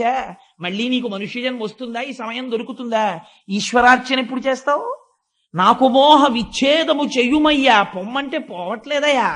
అన్నమాచార్యుల వారు ఏడిచారు. ఇవి ఈ తెగు అంటే తెగేటటువంటి బంధాలు కావు, నువ్వు తెంచాలయా స్వామి వెంకటేశ్వర అన్నారు. అలా నాకు మోహ విచ్ఛేదము చేయుమయ్యా. అతిశయి పిచ్చమమకారం. ఎందుకు ఈ ప్రేమ? నేను ప్రేమ ఉంటే మాత్రం నేను ఉద్ధరించగలనా? నాకు మనవడు కావాలని కోరికుంది, నేను రక్షించగలిగానా ఉత్తరాగర్భాన్ని? నువ్వు రక్షించావు కాబట్టి ఇది పూర్తిగా నాకు ఈ మోహం పోవాలి. ఇంకా నా వాళ్ళు పాండవులు యాదవులు వాళ్ళ మీద శత్రుత్వం నాకు వద్దయ్యా కృష్ణ. నాకు మోహ విచ్ఛేదము చేయుమయ్యా. ఘనసింధువు చేరిడి గంగభంగి నీపాద సరోజ చింతనముపై అనిశంబు మదీయ బుద్ధి అచ్చదర వృత్తితో గదియగనట్లు చేయగదయ్య ఈశ్వర. నాకేం కావాలో తెలుసా? గంగ ప్రవహించి ప్రవహించి ప్రవహించి వెళ్ళిపోతుంది. వెళ్ళిపోయినటువంటి గంగకి ఎవరు దారి చూపించారు. మీరు నదీ ప్రవాహానికి ఉన్నటువంటి గొప్పతనం అదే. మన వాళ్ళు నదీ స్నానం చెయ్యండి అంటారు. ఒక షష్ఠి పూర్తి చేసుకున్నారనుకోండి, దేంతో ప్రారంభం అంటే మా ఊళ్ళో గోదావరి కాలం ఉంది అంటే స్నానం చేసేసి షష్ఠి పూర్తి చేసుకుంటానంటే కుదరదు. రాజమండ్రి వెళ్ళి గోదావరిలో స్నానం చేసి మొదలెట్టాలి. ఎందుకు గోదావరికి వెళ్ళడం అంటే, నదీ స్నానం చేసేటప్పుడు మనం ఒక విషయాన్ని తెలుసుకోమని నదీ స్నానం చేయమంటారు. దేనికో తెలుసా అండి నదీ స్నానం చేయడం? నది ఎక్కడ పుడుతుంది? ఎక్కడో పర్వతముల మీద పుడుతుంది. పుట్టినటువంటి నది ఏం చేస్తుంది? ఆ పర్వతం నుంచి కింద పడిపోతుంది. పడిపోయినప్పుడు ఒక పెద్ద బండరాతి మీద పడి చింగిపోతుంది. అయ్యో నా తల పగిలిపోయిందని చెప్పి అక్కడ ఉండిపోతుంది ఆ నది, ఉండదు, ఇంకా ముందుకు ప్రవహిస్తుంది. ఒక పెద్ద బ్రహ్మజీవుడు పొద తన ముళ్ళ చేతులతో గీరుతుంది, నా వీపు చీరేసిందని నది ఆగదు, ఇంకొంచెం ముందుకు వెళ్ళిపోతుంది. ఒక మహాత్ముడు వచ్చి స్నానం చేసి అర్ఘ్యం ఇస్తాడు, అమ్మయ్య ఇక్కడ ఈ మహాత్ముడు స్నానం చేస్తున్నాడని ఆగదు, ఇంకొంచెం ముందుకు వెళ్ళిపోతుంది. ఒక ధూర్తుడు వచ్చి మలమూత్ర విసర్జన చేస్తాడు, వాడు నన్ను అవమానించాడని ఆగదు, ఇంకొంచెం ముందుకు వెళ్ళిపోతుంది. ఇంకొకడు తన పరిశ్రమలో ఉన్న కాలుష్యాన్ని తెచ్చి అందులో వదిలేస్తాడు, గుండె చెదరదు, బెంగ పెట్టుకోదు, వెళ్ళిపోతుంది. ఇంకా కొంత దూరం వెళ్ళిపోయిన తర్వాత పక్కన ఒడ్డునున్నటువంటి నల్ల త్రాసు ఆ నీటి మించి పాకుతూ వెళ్ళిపోతుంది. లేకపోతే ఓ 10 పందులు 4 దున్నపోతులు నీటిలోంచి పెడతాయి, అయ్యో నాలోంచి 4 పందులు వెళ్ళాయని బెంగెట్టుకోదు, వెళ్ళిపోతుంది. ఈ ప్రయాణం ఎంతవరకు ఇలాగా? ఎవరు దారి చూపిస్తారు? ఎక్కడికి ఎడతావు గంగా, ఎక్కడికి ఎడతావు గంగా అంటే, నేను సముద్రానికి ఎడతానరా, నేను సముద్రానికి ఎడతానరా అంటే, ఇలా కాదు ఇల్లారా ఇల్లారా అని చెప్పి ఎవరైనా తీసుకెడతారా? ఎక్కడ పుట్టిందో గోదావరి, ఎక్కడ మహారాష్ట్రలో నాసికాత్రయంబక్, అక్కడ పుట్టి ప్రవహించి ప్రవహించి ప్రవహించి ప్రవహించి చిట్ట చివరికి ఎవరు దారి చూపించారో తెలియదు. ఎక్కడ ఆగిపోయింది ప్రయాణం? ఘనసింధువు చేరిడి గంగభంగి, సముద్రం దగ్గరికి వెళ్ళి కలిసిపోయింది. నేను ఇంత తీయటి దాన్ని ఉప్పు నీటిలో కలిసిపోవడమా అని చూసుకోలేదు, కలిసిపోయింది. ఇలా అందుకే సాగర సంగమం పవిత్రం. అక్కడ వరకు ఇటు నది కనపడుతుంది, అటు సముద్రం కనపడుతుంది. ఇలా మీరు చూస్తే ఈ నది అటు సముద్రంలో కలిసిపోయింది. కలిసిపోయాక ఇలా తీసి నోట్లో పోసుకోండి నీళ్లు, అంతే. ఇంకా నదికి సముద్రానికి తేడా లేదు, కలిసిపోయింది. అలా ఈ పద్యమే శివానందలహరిలో శంకరాచార్యుల వారి చేతిలో పడి, అంకోలం నిజ బీజ సంతతి రయస్కాంతోపలం సూచిక సాధ్వీనైజ విభుంలతాక్షితిరుహం సింధు సరిద్వల్లభం ప్రాప్నోతి యథా తథా పశుపతే పాదారవిందద్వయం చేతో వృత్తిరూపేత్య తిష్టతి సదా సాభక్తిరుచ్యుత్యతే. సముద్రాన్ని చేరిపోయినటువంటి నదిలా విడదీసి చూపించడానికి వీలు లేని రీతిలో నాలో ఉన్నటువంటి తేజస్సు నీలోకి కలిసిపోయి అవిభాజ్యమై విడదీసి చూపించడానికి వీలు లేని రీతిలో నీలో కలిసిపోవడానికి కావలసినటువంటి భక్తి నాకు కటాక్షించు. ఆ భక్తి ఎలా ఉండాలో తెలుసా కృష్ణ? నీపాద సరోజ చింతనముపై, ఇంకా మధ్యలో పూజ చేస్తున్నాడు పాపం ఆవిడండి, చక్కగా హాయిగా చక్కగా పూజ చేసుకుంటారు, రామాయణం చదువుకుంటారు, ఓ కొడుకుతో కోడలతో ఎవరితో పేచి ఉండదు ఆవిడికి, ఒక్కళ్ళనొక మాట అనరు, ఎవరన్నా ఏమన్నా నవ్వేస్తారు, ఎంత మంచి ఆవిడో అని ఆ పోర్షన్ వాళ్ళు ఈ పోర్షన్ వాళ్ళు ఆ ఇంటి వాళ్ళు ఈ ఇంటి వాళ్ళు వచ్చి 4 అక్షతలు అట్టుకొచ్చి అమ్మ మీ చేతితో ఆశీర్వచనం చేయండి అని నమస్కారం చేస్తారు. చూసారా, నేను చూసే పూజకి ఎంత బాగా వాళ్ళందరూ నాకు నమస్కారాలు ఎడుతున్నారో, బాగుండదు, వాళ్ళు దండాలు ఎట్టని పూజ చేశారు అనుకోండి, అయిపోయింది అంతే పూజ. లేకపోతే ఏమిటో ఊరికే 5 గంటలకి లేచిపోయి ఈ పూజ ఈవిడ తినేస్తుంది బాబా, అలారం పెట్టేస్తుంది, లేకపోతే లేచిపోతే తలుపు తీసి టక్కు టిక్కు చప్పుడు అన్నారు ఒకళ్ళు, బాధపడిపోదు. లోకుల్నంగని మెచ్చని అలుగని లోలోన నిందించని చీకాకున్బడని మహాత్ముడనని జేలొగ్గని మూకీ భావమునన్ తిట్టని త్రోయని నీ కారుణ్యము కలిగి ఉండినను అంతే చాలునో శంకర. ఒక నమస్కారం, వాడు తెగిడాడు 2 నమస్కారాలు. నాకు కావలసిందేమిటి? ఘనసింధువు చేరిడి గంగభంగి నీపాద సరోజ చింతనముపై ప్రవహించి వెళ్ళిపోవాలంతే. ఇది ఎలా ఉండాలి ఈ ప్రవహించడం అన్నది? అత్యాదర వృత్తితో. రేపు శనివారం అండి, తెల్లవారకట్లు లేచి 5 గంటలకి సుప్రభాతం చేసుకోవాలి, ఈ శనివారం ఒకటి బాబు అస్తమానం వచ్చేస్తుంది, చచ్చిపోతున్నాను లేవలేక అని విసుక్కుని విసుక్కుని విసుక్కుని వచ్చేసింది శనివారం అని 5 గంటలకు అలారం కొట్టేటప్పటికి అనవసరంగా పెట్టుకున్నాను ఈ అలవాటు సుప్రభాతం చేయడం, లేవలేకపోతున్నాను, ఏం చేస్తాను అని మళ్ళీ ఏమన్నా వెంకటేశ్వర స్వామి వారు విని, ఆహా నా సుప్రభాతం నీకంత బరువు అయిపోయిందా అని ఏమన్నా చేస్తాడేమో అని భయం వేసి ఇలా లెంపలేసుకుని, ఏమిటో నాయన సంసారంలో ఉన్నాను ఏదో అంటాను పట్టించుకోకు అని మళ్ళీ వెళ్ళి పూజా మందిరంలో కూర్చున్నటువంటి పూజ దేనికోసం? ఎందుకా పూజ? అందుకోసం కాదు. మన్మూర్ధ్నికాళియపనే వికటాట వీషు శ్రీ వెంకటాద్రిశిఖరే శిరసశ్రుతీనాం చిత్తేప్యనన్య మనసాం సమమాహితౌతే శ్రీ వెంకటేశ చరణౌ శరణం ప్రపద్యే అని నువ్వు శరణాగతి చేస్తుంటే నీ మనస్సు రమించిపోవాలి. ఒక్కొక్క శ్లోకం చదువుకుంటుంటే స్వామి మీద అబ్బా యోషా గణీనవరదగ్ని విమధ్యమాని ఘోషాలయేషు దిమంధన తీవ్ర ఘోషా ఘోషాత్ కలిం విదధతే కకుభశ్చ కుంభా శ్రీవేంకటాచలపతే తమ సుప్రభాతం అని ఎప్పుడు చదువుతారని మనసు ఉరకలు వెయ్యాలి. వెంకటేశ్వర రా లే అంటే లేవపోతే నీకు గుర్తుందా? పక్క ఇళ్లల్లో గోపికల ఇళ్లల్లోకి వెళ్ళి వెన్న దొంగతనం చేసేవాడివి. వాళ్ళ ఇళ్లల్లో నువ్వు పుట్టిన తర్వాత నువ్వు మాధవుడివి కదా, లక్ష్మీదేవి భర్తవి. నువ్వు పుట్టిన తర్వాత 2 షేర్లు పాలిచ్చే ఆవులు 4 షేర్లు ఇవ్వడం మొదలెట్టాయి. దాంతో ఇంతంత కడవల్లో పెరుగు, ఇలా గడ్డ పెరుగుండేది. దానికి ఒక కవ్వం, ఆ కవ్వానికి ఒక తాడు. ఎన్నాళ్ళైందో చూసి మొన్న కాపవరంలో మా సూర్యనారాయణ గారి ఇంట్లో చూసాం. ఆ కవ్వం అది పట్టుకుని చిలకడంలో ఒక అందం. ఆ చిలుకుతుంటే గట్టి పెరుగులోకి తిరగలేక కవ్వం తిరుగుతుంటే ఈ కవ్వం చప్పుడు అప్పుడప్పుడు టక్కని కుండకి తగులుతుంటుంది. కుండ చప్పుడు కవ్వం చప్పుడు, చర్ చెస్ అని కవ్వం, టక్ టక్ అని కుండ కొట్టుకుంటుంటే కుండకి కవ్వానికి, పెరుగుకి కవ్వానికి యుద్ధం జరుగుతోందా అన్నట్టుగా చప్పుళ్ళు వస్తున్నాయ్యా. గుర్తు రావట్లా కృష్ణావతారం ఇచ్చిరా అని పిలుస్తుంటే మీరు యోషా గణేన వరదగ్ని విమధ్యమాని ఘోషాలయేషు దదిమంతన తీవ్ర ఘోషా. స్వామి వెంకటాచలంలో ఇది చదువుతుంటే వకుళమాత అక్కడేగా ఉంది యశోదా రూపంలో. ఇవన్నీ విని నీ సంగతి ఏమో గాని ముందు అసలు యశోదాదేవి వకుళమాతగా వచ్చి, అవును నిజమే, ఇప్పుడు ఏమిటో అలా పాపం అలా నిలబడి ఎప్పుడు వచ్చిన వాళ్ళని అలా వాళ్ళ పాపాలు తీసేసి వాళ్ళని రక్షించి ఇప్పుడు అంతాను ఈ పెద్ద సీనియర్ ఐఏఎస్ ఆఫీసర్ అయిపోయిన తర్వాత పిల్లాడు ఖాళీ లేక ఎప్పుడో వచ్చి ఒక్క 2 నిమిషాలు అమ్మ దగ్గర కూర్చుని పిల్లాడిని చూసి అమ్మ అంటుంది, ఏమిటారా ఇప్పుడు ఏముందిరా సంతోషం, హాయిగా నువ్వు 5వ క్లాస్ చదువుకునే రోజుల్లో బ్యాగ్ వేసుకుని బూట్లు వేసుకుని పరిగెత్తుకుంటూ వచ్చి అమ్మ అమ్మ అని నా దగ్గర కూర్చుని, అమ్మ ఇదేంటమ్మా అమ్మ నీ నోరు ఎందుకమ్మా అని తెర్రగా ఉందంటే నేను తాంబూలం పిసర్ తీసి నీ నోట్లో పెట్టి నువ్వు నా దగ్గర కూర్చుని నేను పిల్లి మీద కథ కుక్క మీద కథ చెప్తే విన్న రోజుల్లో ఎంత సంతోషంగా ఉండేదోరా. ఏం ఆఫీసరో ఏం ఉద్యోగం, నీ ఖాళీ ఉండదు, నీ పరిస్థితి చూస్తే నాకు బాధేస్తోందిరా అంటుంది అమ్మ. ఎందుకని కుర్రాడు సంతోషపట్టలేరు, సుఖంగా లేడు, ఎప్పుడు వచ్చేవాళ్ళు వెళ్ళేవాళ్ళు, పాపం వాడికి ఖాళీ ఉండదని. అలా నాకనిపిస్తుంది యోషా గణేన వరదగ్ని విమధ్యమా అనే ఈ శ్లోకం సుప్రభాతంలో జరిగితే ఒకళ్ళ మాట ఏమనుకుంటుంది, మీరందరూ ఇలా సుప్రభాతాలు చదువుతారు కానీ పాపం బిడ్డడి అవతారంలో ఏం సుఖపడ్డాడు, అలా నిలబడ్డవాడు నిలబడ్డట్టు 10 నిమిషాలు అవ్వలేదు 2ంటికి తలుపేశారు 3ంటికి సుప్రభాతం పాడేస్తున్నారు. బిడ్డడు పడుకున్నాడో పడుకోలేదో మీకు అక్కర్లేదు, పైగానేమో ఆ రోజుల్లో ఆ కడవలో పెరుగు చప్పుడైంది అని అండం ఒకటి అని అక్కడ ఒకళ్ళు మాత ఇలా ఒకసారి మూతి తిప్పుకుని ఆ రోజుల్లోనే హాయిగా ఉండేది, చక్కగా నందవ్రజంలో ఆడుకుంటూ తిరుగుతూ ఉండేవాడు నా చుట్టూను.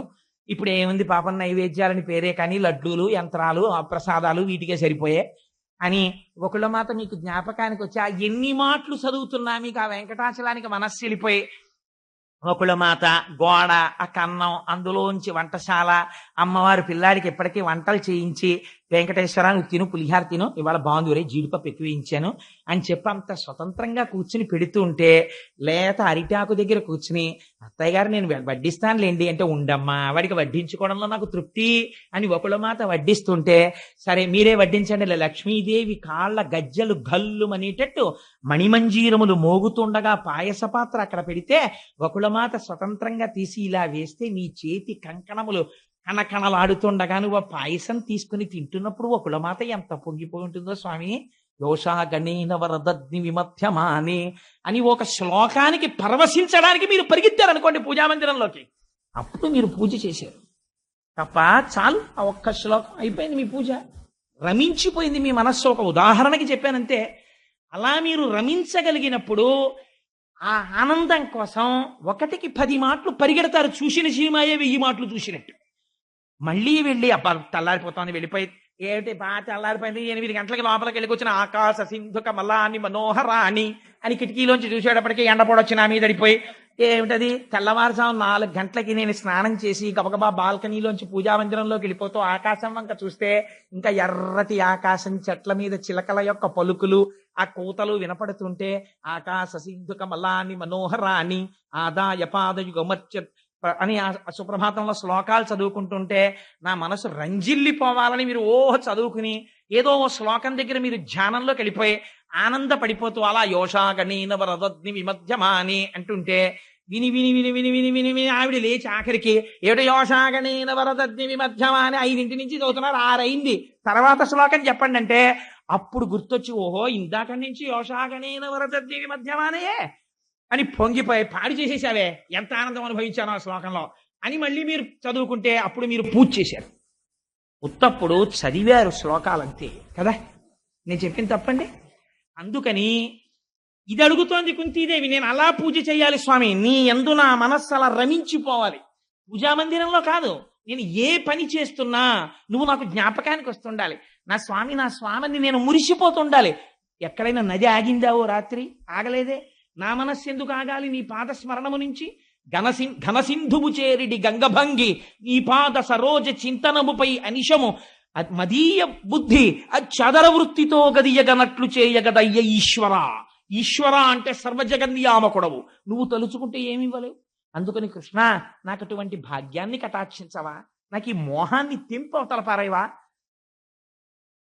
అవలతల్నిచ్చాను కంపానిధి. సంసారం అనేటటువంటి లతలు నన్ను చుట్టేస్తున్నాయి, వీటిని తెంపు అవతల పారేవా గండ్రగొడ్డలతో అని అడిగింది అమ్మ. అడిగితే ఆ కుంతీదేవి స్తోత్రం చూసి మురిసిపోయాట అంత కృష్ణ పరమాత్మ కూడా. పొంగిపోయి, ఆయనకున్న గొప్పతనం ఏమిటో తెలుసా అండి? అప్పుడే ఎలా కుదురుతుందిలే, ఇంకా మనవడు పుట్టాలి, పరీక్షిన్ మహారాజు, నువ్వు సంతోషించాలి అని హేళగా ఇలా చూసి ముగ్ధ మనోహరంగా ఒక్క చిరునవ్వు నవ్వేట. అంతే, మాయ ఆవరించి.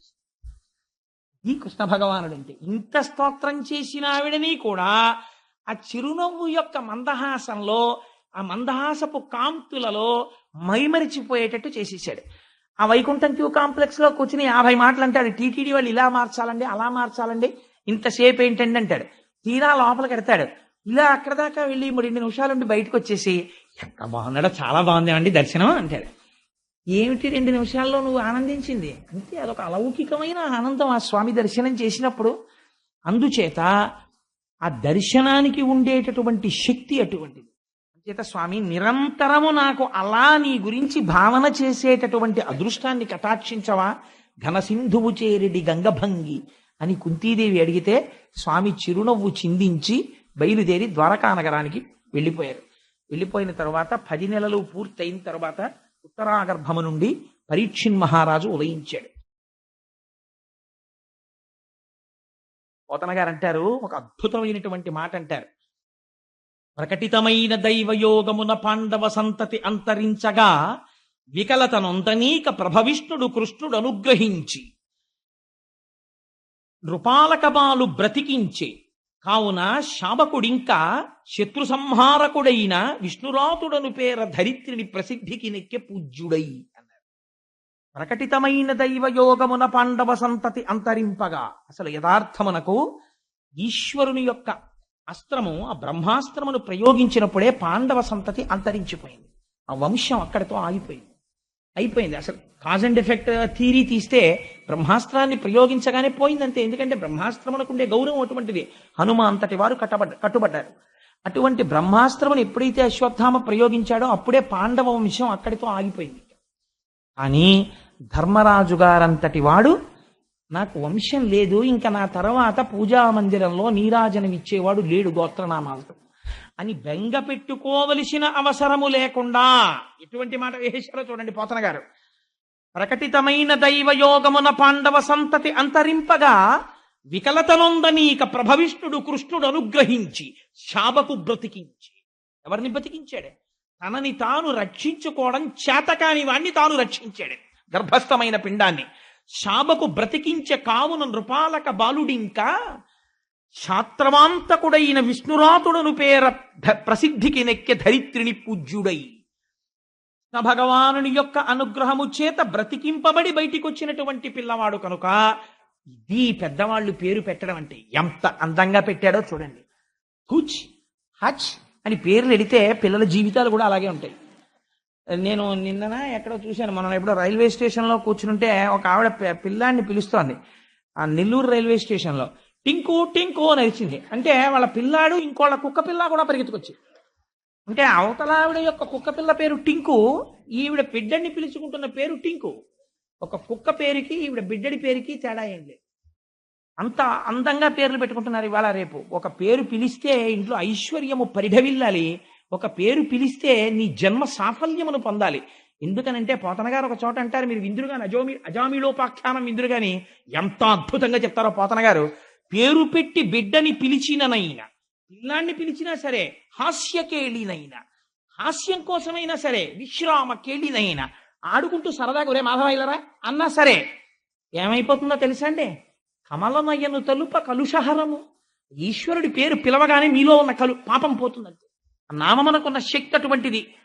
నామం అంత గొప్పది. ఆ పేరు పెట్టుకోవడంలో ఉంది అదృష్టం. ధర్మరాజు గారు అంటే ఎటువంటి మహానుభావుడండి. ఇవాళ రేపు మనం తెలుసుకోవాల్సినవి భాగవతం భాగవతంగా వినేయడం కాదండి, కొన్ని విషయాలు తెలుసుకోవాలి. ఇవాళ నేను కొంతమందిని చూస్తుంటాను, తల్లి తండ్రి బ్రతికుంటారు, కొడుకు శుభలేఖ వేసుకుంటాడు పెళ్లికి. ఏమన్నా తెలుసా అండి, తల్లి లేరు, తండ్రి లేడు. మా చిన్నతనంలో ఒక ముష్టివాడు వచ్చేవాడు, అమ్మా నాకు తల్లి వల్లాహానాం, అమ్మా నాకు తండ్రి వల్లాహానాం. అంటే వల్లాహానం అంటే లేడనిలా ఉంది బహుశా.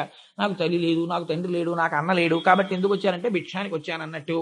నాకు తల్లి లేడు, నాకు తండ్రి లేడు, పైన ఓ దేవుడు బొమ్మ ఉండదు, ఓ శ్రీరస్తు ఉండదు, శుభమస్తు ఉండదు, అవిఘ్నమస్తు ఉండదు, పిలిచేవాడు లేడు, నాకు చాంద్రమానం తెలియదు, స్వస్తి స్త్రీ చాంద్రమానం లేదు, ముహూర్తం లేదు. నా అంతటి నేను స్వయం భూలింగల్లా పుట్టాను, ఎవరికి పుట్టానో నాకు తెలియదు. అందుకని దిక్కులేని ఇంకోతి నాకు దొరికింది, అందుకని వెడ్ ఇంకోతిని. కాబట్టి మీ అందరూ ఎవరు, అన్నం లేక బాధపడుతున్న దరిద్రులు. కాబట్టి మీరేం చేస్తారు, అక్షతలు ఏం వెయ్యక్కర్లేదు, మీకు అంత తపశ్శక్తి లేదు, మీరేం చేస్తారు, మీ అందరికీ అన్నదానం చేస్తున్నాం, 10కి 12కి మధ్యలో లంచ్, వచ్చి అన్నం తిని వెళ్ళిపోండి. ఓ శుభలేఖ వేస్తాడు, అది శుభలేఖ. అది పట్టుకొచ్చి పెద్దలకు ఇవ్వడానికి వాడు ఎంత సిగ్గుపడాలి. ఏంటో ఇది నేను ఇలా రాయిచ్చా ఇవ్వచ్చా అని వాడు సిగ్గుపడాలి. వాడు అది వేసుకుని చాలా గొప్పగా నేను శుభలేఖ రాశానని వాడు అది పట్టుకు తిరగడం. ఇది ఎప్పుడైనా మన పిల్లలకి మోడల్కి పనికొస్తుంది, ఎంత బాగుందో చూడు, కొత్తగా ఎలా ఉందోను అని మనం దాచుకోవడం, భగవద్గీత దాచుకున్నట్టు. ఎక్కడి నుంచి వస్తుందండి సంస్కారం రమ్మంటే పిల్లలకి? ధర్మరాజు గారు పెట్టాడు పేరు, మహానుభావుడు. విశ్వరాతుడను పేర, విష్ణురాతుడను పేర. ఈ పిల్లవాడు మరణించవలసిన వాడు అమ్మ కడుపులోని. ఎందుకు బ్రతికాడో తెలుసా? శ్రీ మహావిష్ణువు యొక్క అనుగ్రహం చేత బ్రతికాడు. విష్ణువు అనుగ్రహము చేత బ్రతికినవాడు కనుక వీడిని పిలిచినప్పుడల్లా మాకు గుర్తు రావాలి మా స్వామి అనుగ్రహం. స్వామి నీ అనుగ్రహం వల్ల మా వంశం నిలబడిందని మాకు గుర్తు రావాలి. అందుకని వీడిని ఏమని పిలుస్తామో తెలుసా? విష్ణురాతుడని పిలుస్తాం. ఎలా పెట్టాడో చూడండి పేరు. ఇప్పుడు ఏం చూస్తున్నాడు? ఏది చేస్తున్నా ఈశ్వరానుగ్రహాన్ని చూసుకుంటున్నాడు ధర్మరాజు గారు. అన్నయ్య ఆ పేరు వద్దులే అన్నయ్య, మోడర్న్ నేమ్స్ ఏం పెడదామన్నయ్య అనలేదు అర్జునుడు అదృష్టవశాత్తు. కాబట్టి ఆయన ఒప్పుకున్నాడు. విష్ణురాతుడను పేర ధరిత్రిని ప్రసిద్ధికి నెక్కే పూజ్యుడై. అందుచేత ఈ భూమండలమునందు విఖ్యాతి వహించాడు పరీక్షిత్ మహారాజు. ఆ పరీక్షిత్తు పుట్టిన తర్వాత ఒక గమ్మత్తు జరిగిందిటే, అంటే యథాలాపంగా కలిసిపోయింది కాబట్టి ఇక్కడ చెప్పేస్తాను. ధర్మరాజు గారు సింహాసనం మీద కూర్చుని రాజ్యసభలో అందరూ సభ తీరి ఉండేవారు. లేక లేక లేక లేక దక్కిన ఒకే ఒక్క నలుసు ఉత్తరాధికారి రాజ్యానికి వంశానికి. అందుకని ఎంతో ప్రేమతో తొడ మీద కూర్చోబెట్టుకుని ధర్మరాజు గారు సింహాసనం మీద కూర్చుని ఉండేవాటే. ఈ పిల్లాడు అందరినీ ఇలా చూస్తుండేవాటే. ఎందుకురా ఇలా చూస్తాడు వీడు అందరినీ, వీడికి ఏమన్నా దృష్టి లోపమా అనుకునేవారేమో. కానీ అలా అనుకునేంత వెర్రివాళ్ళు ఏం కారుగా పాండవులు. వాళ్ళు కనిపెట్టారు, ఎందుకు ఇలా చూస్తుంటాడు ఈ పిల్లాడు, ప్రతివాణ్ణి ఇలా పరీక్షగా చూస్తాడు సభలో, ఎందుకు అలా చూస్తూ ఉంటాడు అని. ఎందుకు చూస్తాడో తెలుసా అండి? తన తల్లి కడుపు లోపలమును చూసిన ప్రభువు ఈ విశ్వమున నెల్ల కలడని బాలుండు పరికించి చూడగా ఆ ఎలగు జనులు పరీక్షిన్నరేంద్రుడనిది నరేంద్ర అన్నారు పోతన గారు. మా అమ్మ కడుపులో బ్రహ్మాస్త్రం అనేటటువంటి అస్త్రం వచ్చి అగ్నిహోత్రాన్ని వెదజల్లుతుంటే ఆ రోజున కాలిపోబోతూ నేను స్తోత్రం చేస్తే ఎవరో ఒక అంగుష్ట మాత్రం మూర్తి పట్టు పీతాంబరం కట్టుకుని శంఖ చక్ర గదా పద్మములతో వచ్చి గదని ఇలా తిప్పుతూ నన్ను రక్షించాడే, ఆయన ఈ విశ్వమంతా ఉన్నాడు అని మా తాతగారు మా పెదనాయన గారు చెప్తున్నారు. ఆయన ఎక్కడైనా కనపడతాడా అని చూసేవాట సభలో. విష్ణురాతుడని పేరు పెడితే పరీక్షగా అందరినీ చూస్తాడు కాబట్టి పరీక్షిత్ అని పిలిచారు ఆ పిల్లాన్ని. అందుకని ఆ పేరు ఉండిపోయింది. పెదనాన్నగారు పెట్టిందోటి, తను గెలుచుకున్నది ఒకటి, బిరుదునామం ఉండిపోయింది. మనిషి సాధించవలసిన ప్రజ్ఞ ఎటువంటిదో, దేని చేత గొప్పవాడైపోతాడో నేర్పుతుంది మనకు భాగవతం. అందుకని పరీక్షిత్ అయ్యాడు. అటువంటి పరీక్షిత్ చాలా ఆశ్చర్యకరంగా ఆ పిల్లవాడు పుట్టగానే ధర్మరాజు గారు అక్కడ ఉండేటటువంటి జ్యోతిష్కుల్ని పిలిపించాడు. ఈ పిల్లవాడి యొక్క జాతకం ఎలా ఉంటుంది చెప్పండి అన్నాడు. వాళ్ళు ఆ పిల్లవాడి జాతకం చూసి చెప్పారు, రామచంద్రమూర్తి వంశానికి మొట్టమొదటి వాడైన ఇక్ష్వాకు ఎలా పరిపాలించాడో అలా పరిపాలిస్తాడు. శిబి చక్రవర్తి ఎటువంటి దానాలు చేశాడో అటువంటి దానాలు చేస్తాడు. రామచంద్రమూర్తి గురువుల్ని ఎలా సేవించాడో, బ్రాహ్మణుల్ని ఎలా గౌరవించాడో అలా గౌరవించి సేవిస్తాడు. అర్జునుడు ఈ పిల్లవాడి తండ్రి ఎలా బాణములు విడిచిపెడతాడో అలా బాణములు విడిచిపెడతాడు. కార్తవీర్యార్జునుడు 1000 చేతులతో ధనస్సులు పట్టుకుని బాణాలు వదిలితే ఎలా ఉంటుందో అటువంటి యుద్ధ నైపుణ్యంతో ఉంటాడు. సముద్రము ఎంత లోతుగా ఉంటుందో అంత గంభీరమైన హృదయము కలిగిన వాడై ఉంటాడు. సింహము ఎటువంటి పరాక్రమముతో ఉంటుందో అటువంటి పరాక్రమముతో ఉంటాడు. సూర్యుడు ఎలా చూడడానికి వీలు లేని వాడై ఉంటాడో అలా దుర్నిరీక్షుడై ఉంటాడు. అటువంటి తేజోవంతుడైనటువంటి ఈ బాలుడు సామాన్యుడు కదయా. ఇన్ని గొప్ప లక్షణములు ఉండి పరమశివుడు ఎంతటి దయామూర్తో, ఎంత జ్ఞానో అంతటి జ్ఞాని దయామూర్తి అవుతాడు. శ్రీనివాసుడు పురుషార్థములను ఎలా కటాక్షిస్తాడో ఆశ్రితులై ఆయన దగ్గరికి వచ్చిన వాళ్ళకి అలా దాన ధర్మాలు చేసి అర్ధి అన్నవాడిని అలా ఆదుకుంటాడు. ఈ పిల్లవాడు చిట్ట చివర శరీరం విడిచిపెట్టవలసినటువంటి సమయం ఆసన్నమైన నాడు ఆవు పాలు పితికినంతసేపు తప్ప ఎక్కడా నిలబడనటువంటి ఒక బ్రహ్మజ్ఞాని ఈ పిల్లవాడి ఆర్తి చూసి 7 రాత్రులు 7 పగళ్ళు కూర్చుని భాగవతాన్ని చెప్తే విని శరీరమునందు మోహమును విడిచిపెట్టి కృష్ణ భగవానుడి పాదముల యందు బుద్ధి రమిస్తుండగా శరీరమును విడిచిపెట్టి మోక్షాన్ని పొందుతాడు. అటువంటి మహోత్కృష్టమైన వ్యక్తి మీ వంశంలో పుట్టాడని చెప్పారు. పొంగిపోయాడు ధర్మరాజు గారు. చాలు, ఇటువంటి పిల్లవాడు పుట్టాడు. పొంగిపోయాడు. అప్పుడు అనుకున్నాడు, నేను కురుక్షేత్ర యుద్ధం చేశాను, ఎన్నో కొన్ని కోట్ల మందిని తెగటార్చాను, ఎందరో మరణించారు. ఈ పాపము నన్ను కాల్చకూడదు. ఈ పాపము పోగొట్టుకోవడం కోసమని అశ్వమేధయాగం చెయ్యాలి. అశ్వమేధయాగానికి కావలసినంత సంభారములు, ఆ బంగారము ఎక్కడి నుంచి వస్తాయని భీమార్జునుల్ని పిలిచి అడిగాడు. అయితే అప్పుడు భీమార్జునులు ఒక మాట చెప్పారు, అన్నయ్య దాని గురించి నువ్వేం బెంగ పెట్టుకోకు. ఎందుచేత అంటే ఇక పూర్వం ఉత్తర భారతదేశంలో ఒక మహానుభావుడు మరుత్తనబడేటటువంటి రాజు అశ్వమేధయాగం చేసి తత్సంబంధమైనటువంటి కాంచన పాత్రలు మొదలైనటువంటి వాటిని విడిచిపెట్టాడు.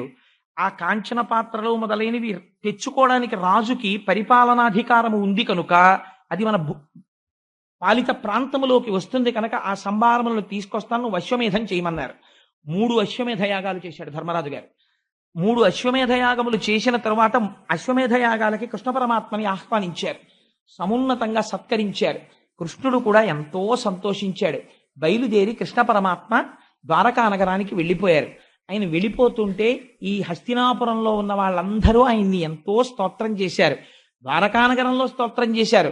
మహానుభావుడు ద్వారక చేరుకున్నాడు. చేరుకున్న తరువాత ఒకరోజు అందరూ సంతోషంగా కాలం గడిపేస్తున్నారు హస్తినాపురంలో. విదురుడు వచ్చాడు. భాగవతం మన జీవితాన్నే బయట పెడుతుందండి. మీరు అంతర్లీనంగా గమనించండి. అస్తమానం నేను అలా అంటే మీరు కొంచెం బాధపడచ్చు, కానీ మీ అంతటా మీరు గమనించే ప్రయత్నం చెయ్యండి. మనవడు పుట్టేశాడు పరీక్షిత్. చాలా సంతోషంగా ఉంది కుంతి. ఎవరు అంత స్తోత్రం చేసిందో ఆ కుంతి ఈశ్వరుడి గురించి మరిచిపోయింది. మరిచిపోయిందంటే నా ఉద్దేశంలో పూర్తిగా విస్మరించిందని కాదు. ధృతరాష్ట్రుడు హస్తినాపురంలో ధర్మరాజు గారితో సంతోషంగా పెట్టింది తిని బతికేస్తున్నాడు. గాంధారి ధృతరాష్ట్రుడు పక్కన కూర్చుని ఏదో పెట్టింది తినేసి ఆవిడ సంతోషంగా కాలం గడిపేస్తోంది. పాండవులు రాజ్యం వచ్చేసింది, వాళ్ళు సంతోషంగా కాలం గడిపేస్తున్నారు. పరీక్షిత్ మహారాజు పెద్దవాడు అయిపోతున్నాడు. ఉన్న ఒక్కగానొక్క నలుసు పెద్దవాడు అవుతున్నాడు, మంచి కీర్తివంతుడు, ఎటువంటి అవగుణాలు లేవు, పొంగిపోతున్నారు. విదురుడు వచ్చాడు.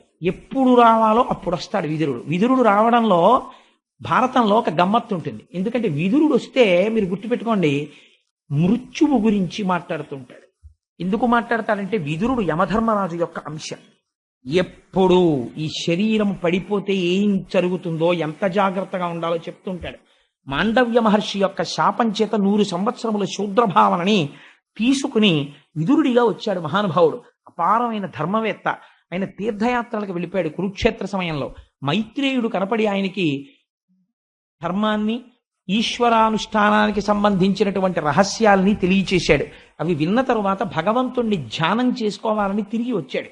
హస్తినాపురం వచ్చిన తర్వాత ధర్మరాజు గారు ఎదురెళ్ళి తీసుకొని వచ్చాడు. ఇలా మహానుభావ, ఒక పక్షి అంటే పెద్దలు కనపడినప్పుడు ఎలా మాట్లాడాలో ధర్మరాజు మాట్లాడితే చూడాలండి. భారతంలో కానీ భాగవతంలో కానీ ధర్మరాజు మాట్లాడితే చాలా గంభీరంగా ఉంది. ధర్మరాజు ఏమంత వెర్రివాళ్ళ తెలివి తక్కువ వాళ్ళ మాట్లాడదు, చాలా గంభీరంగా మాట్లాడతాడు ధర్మరాజు. ధర్మరాజుకి అలా మాట్లాడడం రాకపోతే భీముడిని ఎవరండి అదుపు చేయగలరు? భీమసేనుడిని అదుపు చేయాలంటే ధర్మరాజు గారి మాటకే సాధ్యం. అంతటి మహానుభావుడు. అందులో విరాట పర్వంలో చూడండి, ఆ చెట్టు పీకేస్తుంటాడు. అప్పుడు ఒక్క మాట అంటాడు, అంతే ఆప్ చేస్తాడు. అన్నగారంటే అది అలా ఉండాలి. అన్నగారంటే ఈ కిందనున్నటువంటి నలుగురు ఒక్కొక్కడు ఒక్కొక్క రకం వాడు, అయినా సరే పెద్ద ఆయన మాట కట్టుబడిపోతాడు. ఈ గౌరవం వాళ్ళకుంది, అలా ఉంచగలగడం ఆయనకి తెలుసు. అది అన్నదమ్ములంటే అలా ఉండాలి భారతంలో. చూడండి, ధర్మరాజు విదురుడికి ఎదురెళ్ళి స్వాగతం చెప్పి అర్ఘ్యపాద్యాదులు ఇచ్చి స్నానం చేశాక చక్కటి భోజనం చేసి విశ్రమించిన తర్వాత పాద సంవాహనం చేస్తూ కాళ్ళ దగ్గర కూర్చుని అంటాడు, మహానుభావ, మీరు చాలా కాలానికి తిరిగి వచ్చారు, మా అదృష్టం. మేము చిన్న పిల్లలుగా ఉండగా మా తండ్రి గారు మరణిస్తే ఒక పక్షి తన పిల్లల్ని ఎంత జాగ్రత్తగా రెక్కల కింద పెట్టుకుని కాపాడి తాను తీసుకొచ్చిన ఆహారాన్ని నోట్లో పెడుతుందో అలా మమ్మల్ని కాపాడారు. లక్క ఇంట్లో పెట్టి మమ్మల్ని కాల్చేద్దాం అనుకున్నప్పుడు, అనేకమైన ప్రయోగాలు చేసి మమ్మల్ని సంహరించాలనుకున్నప్పుడు మీరు ధర్మాన్ని వివరణ చేశారు. సర్వకాలములయందు మా రక్షణ కోరుకున్నారు, మా వృద్ధి కోరుకున్నారు. అటువంటి మీరు ఎన్నో క్షేత్రములను పర్యటించారు. తీర్థయాత్ర చేసి వచ్చిన వాడి విషయంలో ఎలా ఉండాలో భాగవతం చెప్తుంది. తీర్థయాత్ర చేసి వచ్చినటువంటి వాడి పాదములకు నమస్కరిస్తే, ఏ పాదములకు వీడు నమస్కరించాడో యువతలవాడు తీర్థయాత్ర చేయకపోయినా తీర్థయాత్ర చేసి వచ్చిన వాడి పాదములకు నమస్కరించడం చేత ఆయా క్షేత్రములలోని దేవతల యొక్క అనుగ్రహం కలుగుతుంది. మీరు ఏ ఏ తీర్థములు తిరిగారు, ఏ ఏ తీర్థములను వసించి తిరిగి మీరే ఏ గిరుల్ కృమ్మినారని మనుచరిత్రలో ప్రవరాక్షుడు అడుగుతాడు. అలా మీరు ఎక్కడెక్కడికి వెళ్ళారు, ఏమేం చూశారు, మాకు చెప్పవలసింది అని అడుగుతాడు. విదురుడు ఎంతో సంతోషిస్తాడు. పెద్దవాళ్ల దగ్గర మాట్లాడవలసినటువంటి విధానంలో మాట్లాడతాడు ధర్మరాజు. సంతోషించి ఆయనతో మాట్లాడి పంపించిన తరువాత ధృతరాష్ట్రుడు ఒక్కడే కూర్చుని ఉంటాడు. కూర్చుని ఉండగా వస్తాడు విదురుడు. వచ్చి ఒక మాట అడుగుతాడు. ఇది భాగవతం, అందుకే భాగవతం కొన్ని కోట్ల జన్మల తర్వాత మాత్రమే వింటారు. భాగవతం విన్న ఫలితం ఉట్టినే పోదు అనడానికి కారణం అదే. ఆయన అన్నాడు, ఏమయ్యా అంధుడా అని పిలిచాడు. ఓ కళ్ళు లేనివాడా, నువ్వు ఒక విషయం మరిచిపోయావేమో అని నేను అనుకుంటున్నాను అన్నాడు. ఏమిటి అని చూశాడు ధృతరాష్ట్రుడు. అవమానించాడు విదురుణ్ణి కురుక్షేత్రానికి ముందు. అన్నాడు, నీకు జ్ఞాపకం ఉందా, దుర్యోధనుడు తొడలు విరిగిపోయి కురుక్షేత్రంలో పడిపోయిన తరువాత ఇంకా బ్రతకాలన్న కోరికతో నీ పిల్లలతో ఎన్నో మాటలు పాండవుల్ని చంపాలని ప్రయత్నం చేసి వాళ్ళకి రావలసిన రాజ్యభాగాన్ని నువ్వు పెదనాయన వయ్యుండి కూడా కబళిస్తే, ఆ పిల్లలు ధర్మంగా యుద్ధం చేసి రాజ్యాన్ని సంపాదించి నీవారన్న వారు మిగలకుండా చంపేవతల పారేస్తే, దిక్కు లేక వాళ్ళ పంచన చేరితే అన్నానికి భీముడు అన్నాడు ఆ రోజున, పుట్టుగ్రుడ్డి, నీ బిడ్డలకి నీతి చెప్పలేక వాళ్ళని చంపడానికి కారకుడు అయ్యావురా, ఇంకా బ్రతుకుదామని పిండం తినడానికి మా ఇంటి మీద పడ్డావా అని అడిగాడు. ఎంత మరిచిపోయి బ్రతకడానికి ఇంకా ఇక్కడ చేరి తిని బతుకుతున్నావురా అని అడిగాడు. కళ్ళు తిరిగిపోయాయి ధృతరాష్ట్రుడికి. నీకు ఇంత వయస్సు వచ్చింది, నీ కళ్ళ ముందు బిడ్డలు వెళ్ళిపోయారు, నీవారన్న వాడొక్కడు లేడు. ఎవరు నశించిపోవాలని కోరుకున్నావో వాళ్ళు అన్నం పెడుతున్నారు నీకు, తింటున్నావు. దేనికి తింటున్నావు? ఇంకా బ్రతికేద్దామని. అలా తినేసి కూడా బ్రతికేస్తావురా? నీ ఒళ్ళు ముడతలు పడిపోయింది, నీ కళ్ళు పుట్టుకతో కనపడవు. ఇలా ఎన్నాళ్ళు ఉంటాయి అనుకుంటున్నావు ప్రాణాలు?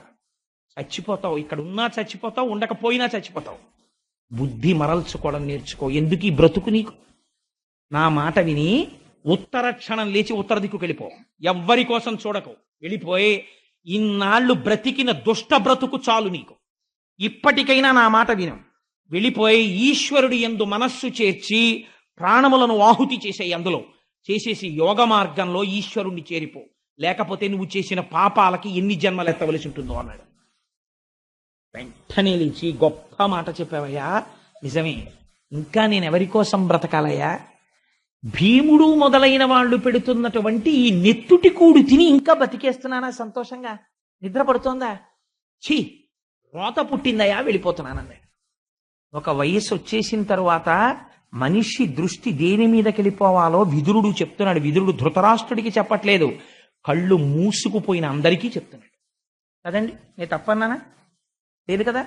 ఎటువైపుకి వెళ్ళవలసిన అవసరం ఉందో, ఇంకా శరీరం పడిపోయే టైం దగ్గరికి వచ్చేస్తున్నప్పుడు ఇంకా కోడల మీద దెప్పుళ్ళు, కూతురు మీద దెప్పుళ్ళు, పెద్ద కోడల ఇంటికి వెళ్ళి రెండో కోడల మీద నేరాలు, రెండో కోడల ఇంటికి వెళ్ళి పెద్ద కోడల మీద నేరాలు, గుళ్ళోకి వెళ్ళి కూడా నలుగురిని కూర్చోపెట్టుకుని తన వాళ్ళ మీద నేరాలు. ఎప్పటికీ నీ మనస్సు ఈశ్వరుడి మీద మగ్నం అవుతుంది. జుట్టు తెల్లపడిపోయింది, ఒళ్ళు ముడతలు పడిపోయింది. పలకల పలకల పలకల కింద చాప పొలుసుల్లాగా చర్మం అంతా అద్దంలాగా విడిపోతోంది ఎక్కడికక్కడ చలిగాలికి. పూర్వం ఉన్న పటుత్వం లేదు. చేతులు వణుకుతున్నాయి. కూర్చుని లేద్దామంటే మోకాళ్ళు కొంచెం నొప్పెడుతున్నాయి. పూర్వంలా కొంచెం ఎక్కువ తింటే జీర్ణం అవ్వట్లేదు. త్రేణుపులు వస్తున్నాయి. ఒక్క రాత్రి నిద్రపోకపోతే ఉండలేకపోతున్నావు. పిల్లల పెద్దవాళ్ళు అయిపోయారు. వాళ్ళు చేసుకోగలిసినవి వాళ్ళు చేసుకుంటున్నారు.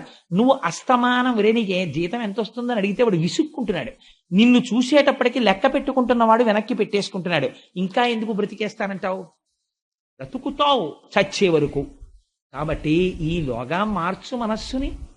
అలా కాకపోతే ధృతరాష్ట్రుడు అయిపోతావు అని నేర్పుతున్నాడు విదురుడు. ఈ మాటలు చెప్తే బయలుదేరిపోయాడు ధృతరాష్ట్రుడు. అంతే, గాంధారికి కూడా చెప్పలేదు. ఇది విచిత్రం. గాంధారికి కూడా చెప్పకుండా అంతఃపురాన్ని విడిచిపెట్టి పుట్టుగురుడ్డివాడు తడువుకుంటూ ఉత్తర దిక్కుకు వెళ్ళిపోయాడు. వెళ్ళిపోతే భర్త వెళ్ళిపోతున్నాడని పసిగట్టింది గాంధారి. పసిగట్టి ఆయనతో పాటుగా వెళ్ళిపోయింది. వెళ్ళిపోయిన తరువాత మరునాడు ఉదయం ధర్మరాజు గారు స్నానానుష్ఠానములన్నీ పూర్తి చేసుకున్న తర్వాత ప్రతిరోజు వచ్చి పెదతండ్రి గారిని ధృతరాష్ట్రుడికి గాంధారికి తల తాటించి నమస్కరించేవాడు. మీరొక్కటి జ్ఞాపకం పెట్టుకోండి. భాగవతంగా వినకండి. మీరు దేవాలయానికి ప్రదక్షిణం చేశారా చెయ్యలేదా? అక్కర్లేదు. మీరు ఈశ్వరుడి పూజ చేశారా చెయ్యలేదా? అక్కర్లేదు. తల్లి తండ్రి కనీసం ఇద్దరిలో ఒకరైనా బ్రతికున్నవాడు అదృష్టవంతుడు. ఎందుకని? ప్రత్యక్షంగా దేవుడు నీ ఎదట తల్లిదండ్రులుగా ఉన్నాడు. వాళ్ళ పాదములకు నీ శిరస్సు తాటించి నమస్కరించగలిగితే 33 కోట్ల దేవతార్చన నువ్వు చేసేసినట్టే. కళ్ళు లేని పెద్ద తండ్రి తన్ని చంపాలనుకున్న వాడికి ధర్మరాజు నమస్కరించాడు. నువ్వెందుకు నీ కన్నవాళ్ళకి నమస్కరించలేవు? నమస్కరించిన నాడు భాగవతం పుట్టిన దేశంలో పుట్టాననిపించుకోవడానికి నీకున్న నైతిక అర్హత ఏమిటి? ఇది భాగవతం యొక్క ప్రశ్న. ధృతరాష్ట్రుడికి నమస్కరించేవాడు. ఆ రోజు కూడా ధృతరాష్ట్రుడికి నమస్కరించడానికి అంతఃపురానికి వచ్చాడు. కనపడలేదు. కనపడకపోతే బెంగ పెట్టుకుని ఏడ్చాడు ధర్మరాజు. నేను తమ్ముడి బిడ్డండి. నా వలన ఏదో అపకారం జరిగి ఉంటుంది. నా వలన ఏదో పొల్లు మాట జారిపోయి ఉంటుంది. నా పెద్ద తండ్రి అంధుడు, పాపం వృద్ధుడు, బిడ్డలందరూ మరణించారు. వీళ్ల వల్ల నేను ఇంకా సుఖపడలేనని ఏ అఘాయిత్యం చేసుకోవడానికి విడిపోయాడో నాకు చాలా బెంగగా ఉంది. నా పెద్ద తల్లి గాంధారీ మాత కనపట్టలేదు. అయ్యయ్యో, నేను ఎంత పొరపాటు చేశానో, నా తల్లిదండ్రులు వెళ్ళిపోయారని ధర్మరాజు అంతటి వాడు ఏడ్చాడు. ఈ దేశంలో పుట్టి తల్లిదండ్రుల్ని వృద్ధాశ్రమంలో చేర్చినటువంటి వాడిని ఏమని పిలవాలి? నిజంగా తల్లిదండ్రులకి నమస్కరించి వెళ్ళిపోతే ఆ వయస్సులో చేసుకోవలసిన ఈశ్వరార్చనకి వెళ్ళిపోయిన వాళ్ళ కోసం ధర్మరాజు ఇచ్చినటువంటి గడ్డ మీద నువ్వు పుట్టావు. ఈ గడ్డ మీద వృద్ధాశ్రమాలు వచ్చి వృద్ధాశ్రమాల్లో నిర్హేతుకంగా అక్రౌర్యంతో తల్లిదండ్రుల్ని తీసుకెళ్లి దింపేసే బిడ్డలు పుడుతున్నారంటే కలి ప్రవేశం విపరీతంగా ఉందనడానికి ఇంకింతకన్నా నిదర్శనం ఏం కావాలి? ఈ జాతిని భాగవతం ఉద్ధరించాలా? ఏది ఉద్ధరించాలి చెప్పండి నాకు? భాగవతమే ఉద్ధరించాలి. అందుకని ఏడిస్తే విదురుడు వచ్చాడు. విదురుడిని అడిగాడు, నీకేమైనా తెలుసా ఎక్కడికి వెళ్ళాడో ధృతరాష్ట్రుడు? చాలా గమ్మత్తుగా ఉంటుందండి విదురుడికి ధృతరాష్ట్రుడికి ఉన్న సంబంధం. సరే, ఇప్పుడు నేను మళ్ళీ భారతంలోంచి ఆ విదుర ధృతరాష్ట్ర సంబంధం గురించి చెప్తే ఇప్పుడు అది పెద్ద అంశం అయిపోతుంది. కాబట్టి నేను భయపడుతున్నాను దాని జోలికి వెళ్ళడానికి. అసలు కృష్ణుడు విశ్వరూప సందర్శనంలో ధృతరాష్ట్రుడికి దర్శనం ఇవ్వడం ఎందుకండి? అంతటి దుర్మార్గుడైతే ఎందుకు ఇచ్చాడో తెలుసా అండి? తప్పో ఒప్పో మంచివాడు విదురుడని తెలుసు. అందరూ పడుకున్నాక రాత్రి పిలిచి, ఒరే నిద్ర పట్టట్లేదురా విదురా, ఏమైనా మంచి మాటలు చెప్పనేవాడు. దిక్కుమాలినాడా, నీకు ఎందుకు నిద్ర పట్టదురా? దొంగలకి నిద్ర పట్టదు, నువ్వు దొంగడివి, మీ తమ్ముడు రాజ్యం, మీ తమ్ముడి పిల్లల రాజ్యం నువ్వు కొట్టేద్దాం అనుకుంటున్నావని తిట్టేవాడు. అన్నీ తిట్టేసిన తర్వాత రాత్రి, ఒరే బాగా తిట్టావురా, నిజమే నేను దొంగనే, కానీ వెళ్ళి పడుకో, నేను పడుకుంటాను, ఏం చేస్తాను, నేను ఈ మోహంలోంచి బయటికి రాలేననేవాడు. కనీసం ఒక్క మంచి వ్యక్తి దగ్గర సత్సంగం చేసి తన తప్పులు ఒప్పుకొని రాత్రి మంచి మాటలు వినేవాడు, బుర్రకు పట్టినా లేకపోయినా. ఈ పుణ్యానికి దివ్య విశ్వరూప సందర్శనంలో ధృతరాష్ట్రుడికి కళ్ళిచ్చి దర్శనమిచ్చాడు కృష్ణుడు. ఒక సత్పురుషుడితో సహవాసం ఎంత గొప్పదో జీవితంలో చూడండి. సత్సంగత్వే నిస్సంగత్వం, నిస్సంగత్వే నిర్మోహత్వం, నిర్మోహత్వే నిశ్చలతత్వం, నిశ్చలతత్వే జీవన్ముక్తి అంటారు శంకర భగవత్పాదులు. అందుకే అటువంటి ధృతరాష్ట్రుడు ఉత్తర దిక్కుకు వెళ్ళిపోతే, గాంధారి వెళ్ళిపోతే విదురుడు అన్నాడు, నాకు కూడా తెలియదు మరి ఎటు వెళ్ళిపోయాడో, కానీ నాకు కొంచెం బాధగానే ఉంది. పాపం పెద్దవాడు, కళ్ళు లేనివాడు, ఎంతైనా అన్నదమ్ములు కదండి, నిన్న రాత్రి మరి ఆయనేగా చెప్పాడు, ఎంత వెళ్ళిపోయినా అయ్యో పాపం ఎక్కడికి వెళ్ళిపోయాడో ఏం తడువుకుంటున్నాడో అని నాకు బాధగానే ఉందని కన్నుల నీరు పెట్టుకున్నాడు. అప్పుడు నారదుడు వచ్చాడు. ఇప్పుడు నారదుడు ఎప్పుడు వచ్చినా జగత్ కళ్యాణమే. మీరు జ్ఞాపకం పెట్టుకోండి, నారదుడు ఆ సందర్భంలో వచ్చాడు అంటే అలా బతకాలని అంటే నా ఉద్దేశం అందరూ ఉత్తర దిక్కు వెళ్ళిపోండి అని కాదు సుమండి. అంటే ఉత్తర దిక్కు వెళ్ళిపోవడం ఉత్తమమైనటువంటి మార్గము వైపుకి ప్రయాణించడం, అంటే అటువంటి జీవితాన్ని అలవాటు చేసుకుని ఇంట్లో ఉంటే వచ్చిన నష్టమే ఉందండి? ఏమీ నష్టం లేదు. ఈశ్వరాభిముఖం చేసుకోవాలి మనస్సును, ఆ ప్రయత్నం చేయమని. అది నాకే అలవాడుతుందో అలవడదో, నేను కుంతీదేవిలా ఆయన్నే ప్రార్థన చెయ్యాలి. ఏమో నాకు ఇంకో 4 ఏళ్ళో 5 ఏళ్ళో 6 ఏళ్ళో పోతే నాకు కోడలు వచ్చేస్తుందిగా, నాకు అల్లుడు వచ్చేస్తాడుగా, తరం మారిపోతుంది కదా. అప్పుడు మామయ్యగారు మీకు ఎందుకండి ఉపన్యాసాలు అన్ని ఊరికే మోకాళ్ళ నొప్పులు అంటారు, ఈ ఉపన్యాసాలు తగ్గిద్దురో అని అల్లుడు, నాన్నగారండి మీకు చెప్తున్నాను అదే నెలకి 2 రోజుల కన్నా ఉపన్యాసాలు చెప్పదు అలా కూర్చోండి అన్నారనుకోండి, నా బతుకేమైపోవాలి? అంటే నీకు అదో పిచ్చ అయితే ఉపన్యాసాలు అనుకోకండి. అంటే కాసేపు కనీసం ఇలా అయినా ఈశ్వరుడు గురించి చెప్పుకుని నా జన్మ తరిస్తోంది, అది కూడా లేకపోతే ఎంత పాడైపోతానో అని బెంగ. అందుకని ఏమో ఆ మనస్సు అలా ఒక్కడిని కూర్చుని ఉన్న, నేను ఎందరినో చూశానండి. నేను ఎందుకు ఈ మాట అంటున్నానో తెలుసా? నేను ఉట్టినే అంటలేదు, ఎంతో పరిచయాలు ఉంటాయి. ఒక ఊర్లో ఒక వ్యక్తి పుడతాడు, అక్కడ ఉద్యోగం చేస్తాడు, ఎందరితోనో పరిచయం ఉంటుంది. తనని ఉద్ధరించే వాళ్ళు ఆ ఊళ్ళో ఉన్నారని తెలుసు. వాళ్లతో కలిసి ఉంటే నా జీవితానికి ఒక ప్రయోజనం కలుగుతుంది అనుకుంటారు కొంతమంది. ఇక్కడ మాట్లాడే వాళ్ళు ఉంటారు. ఒక్కడే కొడుకు, ఆ కొడుక్కి అస్సాంలో పెద్ద ఆఫీసర్ అయిన. నాన్నగారండి రిటైర్ అయిపోయారు కదా, ఇంకా మీరు ఇక్కడ ఉండొద్దు వచ్చేసేయండి అంటే, కాస్త నాన్నగారండి మాకు ఆసరాగా ఉంటుంది వచ్చేసేయండి నాన్నగారు అంటాడు. కాదు అంటే కాలు చెయ్య వంగిన తర్వాత వస్తారా అంటారేమోనని వెళ్ళిపోతాడు. అక్కడికి వెళ్ళిపోయిన తర్వాత వాళ్ళు మాట్లాడే మాట ఏమిటో ఈయనకి తెలియదు, ఈయన మాట్లాడే మాట వినేవాడు ఉంటాడు. ఎవరితో అన్నా మాట్లాడుకుందాం అంటే ఏమీ మాట్లాడడానికి ఉండదు. అలా ఒక్కడు జీవితం గడపాలి. ఎందుకోసం? కొడుకుతో ఉండాలి కాబట్టి అంతే. అప్పుడు ఉత్తరాభిముఖ ప్రయాణం కావాలి. మనస్సు ఒక్కడే ఉన్నా ఈశ్వరుడి వైపుకి తిరగడం అలవాటు అయిపోయింది అనుకోండి, కొంతలో కొంత తృప్తి ఉంటుంది, ఆ కనీసం దాంట్లో రమించగలిగి ఉంటాడు. అందుకని అది అలవాటు లేదనుకోండి, మరింత పెనుభారం అయిపోతుంది, జీవితం చాలా కష్టం అయిపోతుంది. అందుకని భాగవతం చాలా ప్రాక్టికల్గా మాట్లాడిందండి అర్థం చేసుకోవలసిన విషయాన్ని. అందుకే ఆ నిర్ణయం ధృతరాష్ట్రుడు తీసుకుంటే నారదుడు వచ్చి ఆయన అన్నాడు, ఎందుకు ఏడుస్తున్నావు అన్నాడు ధర్మరాజు. ఎందుకు ఏడుస్తున్నావు అంటే ధర్మరాజు అన్నాడు, అందరూ అనే మాట ఆయన అన్నాడు, అయ్యో పాపం మా పెద్ద నాన్నగారికి కళ్ళు లేవండి, ఏమిటో పిచ్చాడు వెళ్ళిపోయాడు ఉత్తర దిక్కుకి తపస్సని మీరే చెప్తున్నారు, ఏం తింటాడు, ఎవరు పెడతారు మా పెద్దనాన్నకి అంటే ఆయన అన్నాడు నారదుడు, ఈ పిచ్చ ప్రశ్న మాని, ఎవడు పెడతాడేమిటి? 2 కాళ్ళున్నదాన్ని 4 కాళ్ళున్నది తినేస్తోంది, 4 కాళ్ళున్నదాన్ని 2 కాళ్ళున్నవాడు బాణం వేసి కొట్టి చంపుకు తినేస్తున్నాడు. ఒకళ్ళనొకళ్ళని చంపకపోయినా కేవలం పోషించడానికే, సత్పురుషుల్ని పోషించడానికి చెట్లు కాయలు కాసి పళ్ళు పండి అందవేమోనని కిందకి వంగి అందిస్తున్నాయి బరువుని. కాయి కోసేశాక కొమ్మ పైకి వెళ్ళిపోతుంది. ఈశ్వరుడికి తెలిసి ఎలా పోషించాలో తనని నమ్ముకుని వెళ్ళిపోయిన వాడికి మధ్యలో నీ బెంగ ఏమిటి? నువ్వు నోరు మూసుకుని కూర్చో హాయిగా. వాడు వెళ్ళవలసిన స్థితికి వెళ్ళాడు. నీకు చెప్పేనా మీ పెద్దనాన్న ఏమవుతున్నాడో ఇప్పుడు చెప్పేస్తున్నాడు చూసుకో అన్నాడు. మీ పెద్దనాన్న నడిచి నడిచి నడిచి నడిచి ఉత్తర దిక్కున ఋషులు ఉండేటటువంటి ఆశ్రమాన్ని చేరుకుంటాడు. చేరుకుని విదురుడు అన్న మాటకి ఎంత వైరాగ్యం వచ్చేసిందంటే, ఇప్పుడు ఇలా బతికిన వాడికి ఒక్క మాట తగిలిందంతే. అందుకే గురువు మాట సింహగర్జన. ఎన్ని పశువులు అరిస్తే ఎందుకంటే ఏమి పరిగెత్తావు, కాకి లేచిన దగ్గర నుంచి అరుస్తుంది, ఏది పరిగెడుతుంది? గురువు ఒక్క మాట చెప్తాడు, సింహం ఒక్కసారి గర్జిస్తుంది, అన్ని జంతువులు పారిపోతాయి గుహల్లోకి. గురువు ఒక్క మాట చెప్తాడు అంతే, మనిషి జీవితం మారిపోతుంది. విదురుడు చెప్పాడు, ధృతరాష్ట్రుడు మారాడు, అప్పటి వరకు మారలేదు. ఇవాల్టి నుంచి మీ పెద్ద నాన్న ఇంద్రియములన్నింటినీ వశం చేసుకుని అంతర్ముఖుడైపోయి ప్రాణాయామం చేసి మనస్సులో పెట్టేసి, మనస్సుని తీసుకెళ్లి ఈశ్వరుడి దగ్గర పెట్టేసి, శరీరమును శోషింపచేసి యోగాగ్ని ప్రజ్వరిల్ల చేసి 3 అగ్నిహోత్రములు ఏకకాలమునందు వెలిగితే ఆ యోగాగ్ని ఎందు శరీరమును బూది చేసేస్తాడు, బ్రహ్మమునందు చేరిపోతాడు.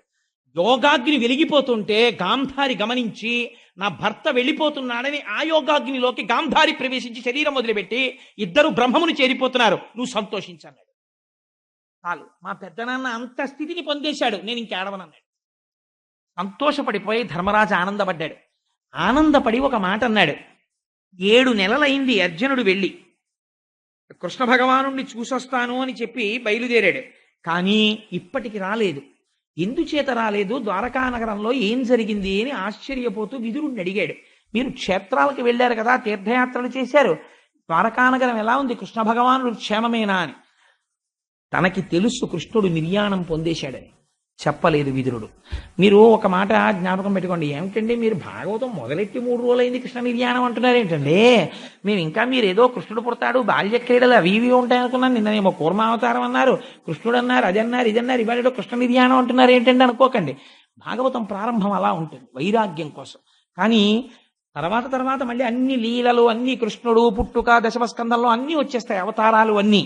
కానీ ప్రారంభం శుకుడు పరీక్షిత్తు దగ్గరికి వచ్చి కూర్చుని భాగవతం చెప్పడం ప్రారంభం చెయ్యాలి అంటే పరీక్షిత్తు నిర్యాణం రావాలి, వస్తే కానీ శుకుడు రాడు కదండి. మరి శుకుడు వచ్చి భాగవతం చెప్పడం మొదలెట్టాలి, అక్కడ ప్రారంభం కావాలి. అక్కడికి ప్రారంభం కావాలంటే ఈలోగా వీళ్ళందరూ నిర్యాణం పొందడం చెప్పాలి.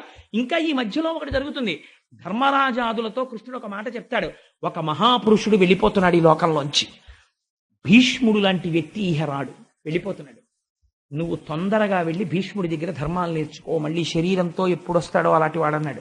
భీష్ముడు వెళ్ళి విన్నాడు. ఆ భీష్ముడు అంటే ఏమిటో, భీష్ముడి జీవితం ఏమిటో ఇప్పుడు చెప్పడం ఎందుకు, ఎలాగో 4 రోజుల్లో భీష్మేకాదశి వచ్చేస్తోంది కదా, భీష్మ ఏకాదశి నాడు భీష్ముడి యొక్క చరిత్ర చెప్పి ఆఖరణ బొటనవేలు దగ్గర నుంచి లాగేస్తాడు ప్రాణాలని. హృదయస్థానమునందు పెట్టుకుని కూర్చుంటాడు ఏకాదశి ఘడియల కోసం. కూర్చుని కృష్ణుణ్ణి ఎట్ట ఎదట చూస్తూ స్తోత్రం చేస్తాడు భీష్మస్తుతి. ఎంత ఇటువంటి పద్యాలండి పోతన గారి అనువాదం. ఆ స్తోత్రం చేసి విష్ణు సహస్రనామ స్తోత్రం చెప్పి ఈశ్వరుడిలోకి లీనమైపోతాడు. అప్పుడు అంత్యేష్టి కార్యక్రమాన్ని భీష్ముడికి నిర్వహిస్తారు. అది భీష్మ ఏకాదశి నాడే చెప్పుకుంటే మన జన్మ తరించిపోతుంది. కనీసం ఒక భీష్మేకాదశి అయినా జీవితంలో అలా చేసిన వాళ్ళం అవుతాం.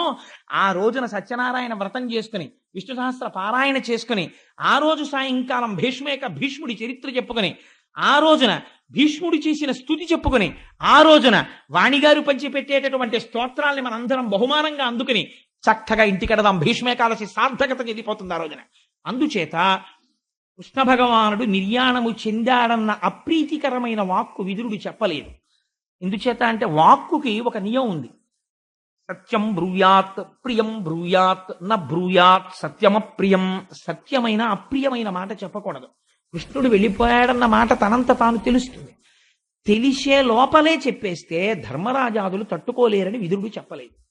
కానీ ధర్మరాజు అన్నాడు, 7 నెలలైంది అర్జునుడు వెళ్ళి తిరిగి రాలేదు, నాకు కొంచెం మనస్సు ఆందోళనగా ఉంది, నాకు కొన్ని దుర్నిమిత్తములు కనపడుతున్నాయి, రాత్రుళ్ళు పీడకలలు వస్తున్నాయి, నా శరీరంలో అదరకూడనటువంటి అవయవములు అదురుతున్నాయి, నేను ఇంతటి సార్వభౌముడను, నేను దిగిన రథం దగ్గరికి ఎడుతున్నప్పుడు ఒక వీధి కుక్క అరుస్తూ నా మీదకొచ్చి వెనక్కి తిరిగి వెడుతోంది, నేను రథం ఎక్కబోతున్నప్పుడు నా గుర్రములు నా వంక చూసి కన్నుల నీరు కారుస్తున్నాయి, ఆవులు నాకు ఎడమ పక్క నుంచి వెడుతున్నాయి, గాడిదలు మొదలైన జంతువులు కుడి పక్క నుంచి వెడుతున్నాయి, సూర్యోదయం జరుగుతున్నప్పుడు ఆడనక్కలు సూర్యుడి వంక చూస్తూ పెద్దగా ఏడుస్తూ అరుస్తున్నాయి, భూమి నిష్కారణంగా కంపిస్తోంది, మేఘములు లేని పిడుగులు పడుతున్నాయి, అప్పుడప్పుడు రాజ్యంలో నెత్తురు వర్షం పడుతోంది, దేవాలయాలలో ఉండేటటువంటి ప్రతిమలు కదులుతున్నాయి, దేవాలయాలలో ఉండేటటువంటి ప్రతిమల యొక్క